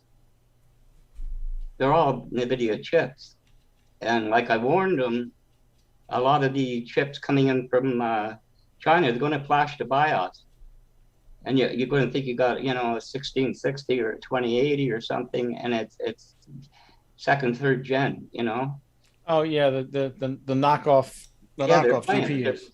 They're playing with it, with the BIOS, and whether it's new or used. But we have one up here coming from China, and it's going through all the major channels, and it's basically they have an office in British Columbia, and you got to watch those guys. They're dirty, and Newegg and everybody's stepping away from them. It's just like Amazon, they're just a seller. And Amazon takes a cut off the top, and you get this garbage, really. So I agree with Doug. I mean, as soon as you go on Amazon, you got to go Amazon Prime. You got to take that. It's worth the money, even if you just buy books. You know, but right now, you know, in my estimation, Ken's kind of getting ahead of himself, and you know, it's going to take a lot of money. That's what I mean. You know, if money isn't an issue, I mean, you can get the 3080, the big cards still, but I mean, you're going to pay a couple of grand, and like 12 gig on a GPU. I mean, that's overkill. It's funny you say. Never mind the fact, as far as I know, you get into those cards, obviously you're going to have to run another power Right, cable to it. right. And you know, you get into that off the board. I don't know how I think he changed out the power supply. He cost effective. Now I don't know if it's modular or not. If it's fully modular, you know, it should be a simple thing to cable a thing in. But you know, that's a concern too, is you know, what's inside the case. He built it, so he should know, but we haven't talked that much about it. But it's an awful lot of money now, you know. Okay, let me go bring some other people into this by catching up with chat, and I'll just make the one comment about the price discrepancy between Canada and U.S. I have seen a number of other things being surprisingly huge price discrepancies out of country, and I don't have an answer to that piece, but that's all extra material for Ken. Let me go catch up with chat, because we've been kind of ignoring them for a while, and there are more people here. I'm just going to go on the ones that have put me in orange here, because they've addressed me specifically, and this conversation going on between Tavi and me about the Chrome, about cloning. And then he says not even with a Cronus, and he was not doing that on the Chrome OS. Of course, he still hasn't done it the way that I would be doing it with Macrium Reflect booted off a USB. But I think he's implying that he thinks that's still going to be a problem.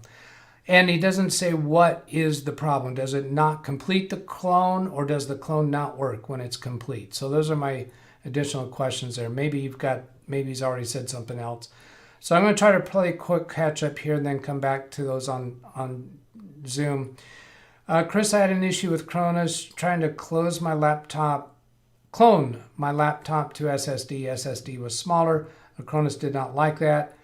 I tried Macrium and it did not like it either. There are adjustments that you can make. You have to individually adjust the size of the copied partitions. I have been able to clone from a larger drive to a smaller drive, assuming that there's enough free space on the original drive that it will fit on the new one. You have to manually resize each partition to accomplish that.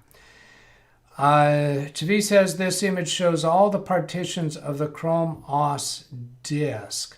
Let me take a quick look over there. And is this show notifications? No, I don't want notifications.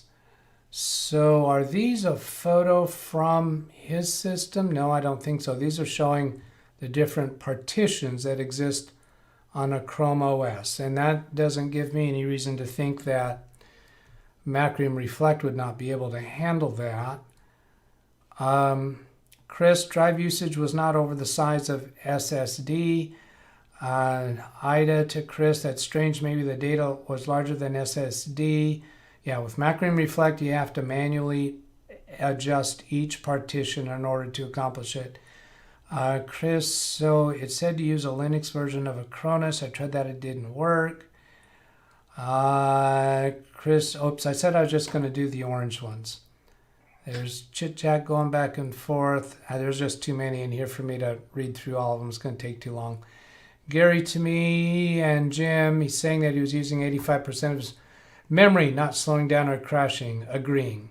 He would not slowing down, he said it was slow. And his description of why do you say slow? is because the graph would hesitate and just seem to take a long time. That's not a fair judgment of being slow. You got to compare it to another computer to consider it slow. Dell recovery image did not work. There I am again, looking at things that are not orange. Stop that, Doug. Gary to Blackwatch and me and Jim. He's saying that saw that. Gary, thanks. I'm too far behind to know what he's saying thanks to. And that's not orange. Stop looking at the non-orange. Javi, were you able to locate the cable for the laptop of your customer to the Netherlands? Yes, I did locate the cable. He was talking about my client in Netherlands needed a laptop cable for their electrical system there. I did find it. When I talked to my client about it, he said, oh, I already found one in his other bedroom. He already had one there. Gary says, how much longer are we staying on? We need to wrap this up soon because I'm getting tired. 4 hours. Yeah, I got to run and pick up dinner, and the dog has to be fed, so I'm going to bow out right now. All right, very good. Thank you for joining us. See you guys. Bye. Chris, it's just about Bulldog time. Was somebody else dropping out too? We're going to wrap this up real soon. It's just about Bulldog time, college football, 7 p.m. May I drop out? Yes, it is. Of course, Chris. See you later. Thanks. That's why the auto market's having problems getting chips. Absolutely. Going to orange. He's trying right now with a Cronus sector by sector. 4 hours over. Did you boot from a USB though? Because I haven't seen that confirmation. I'm guessing probably so. 4 hours over from Darren. Okay, let's say goodbye, everybody.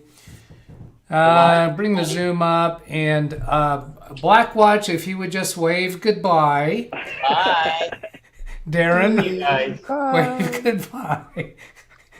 Tim, you can legitimately wave goodbye.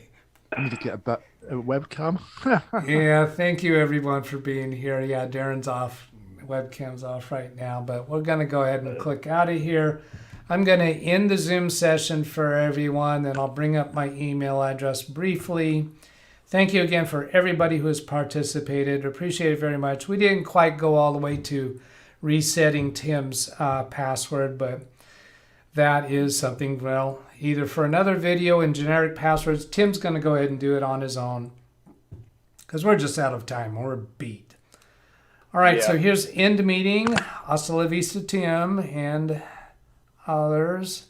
And I've got an update available. I'll take care of that later. I'll go to the Zoom, go to my video with the email address shown if you want to request a session. I'd love to have more people coming on wanting to do a live session. It can be like this, like some of the guys that came in today, was just to talk about stuff, not really asking me to help them with a problem. A lot of you don't need that. But if you want to come on and talk like this and on other live streams, I think this is a workable thing to have it open for people to come in and join. Again, the email address, if you want to request one-on-one assistance during a live stream, love to do that with you. And Chris is saying he may join one day. That's it. I hope this was useful. Have a great day. Catch you later. Goodbye.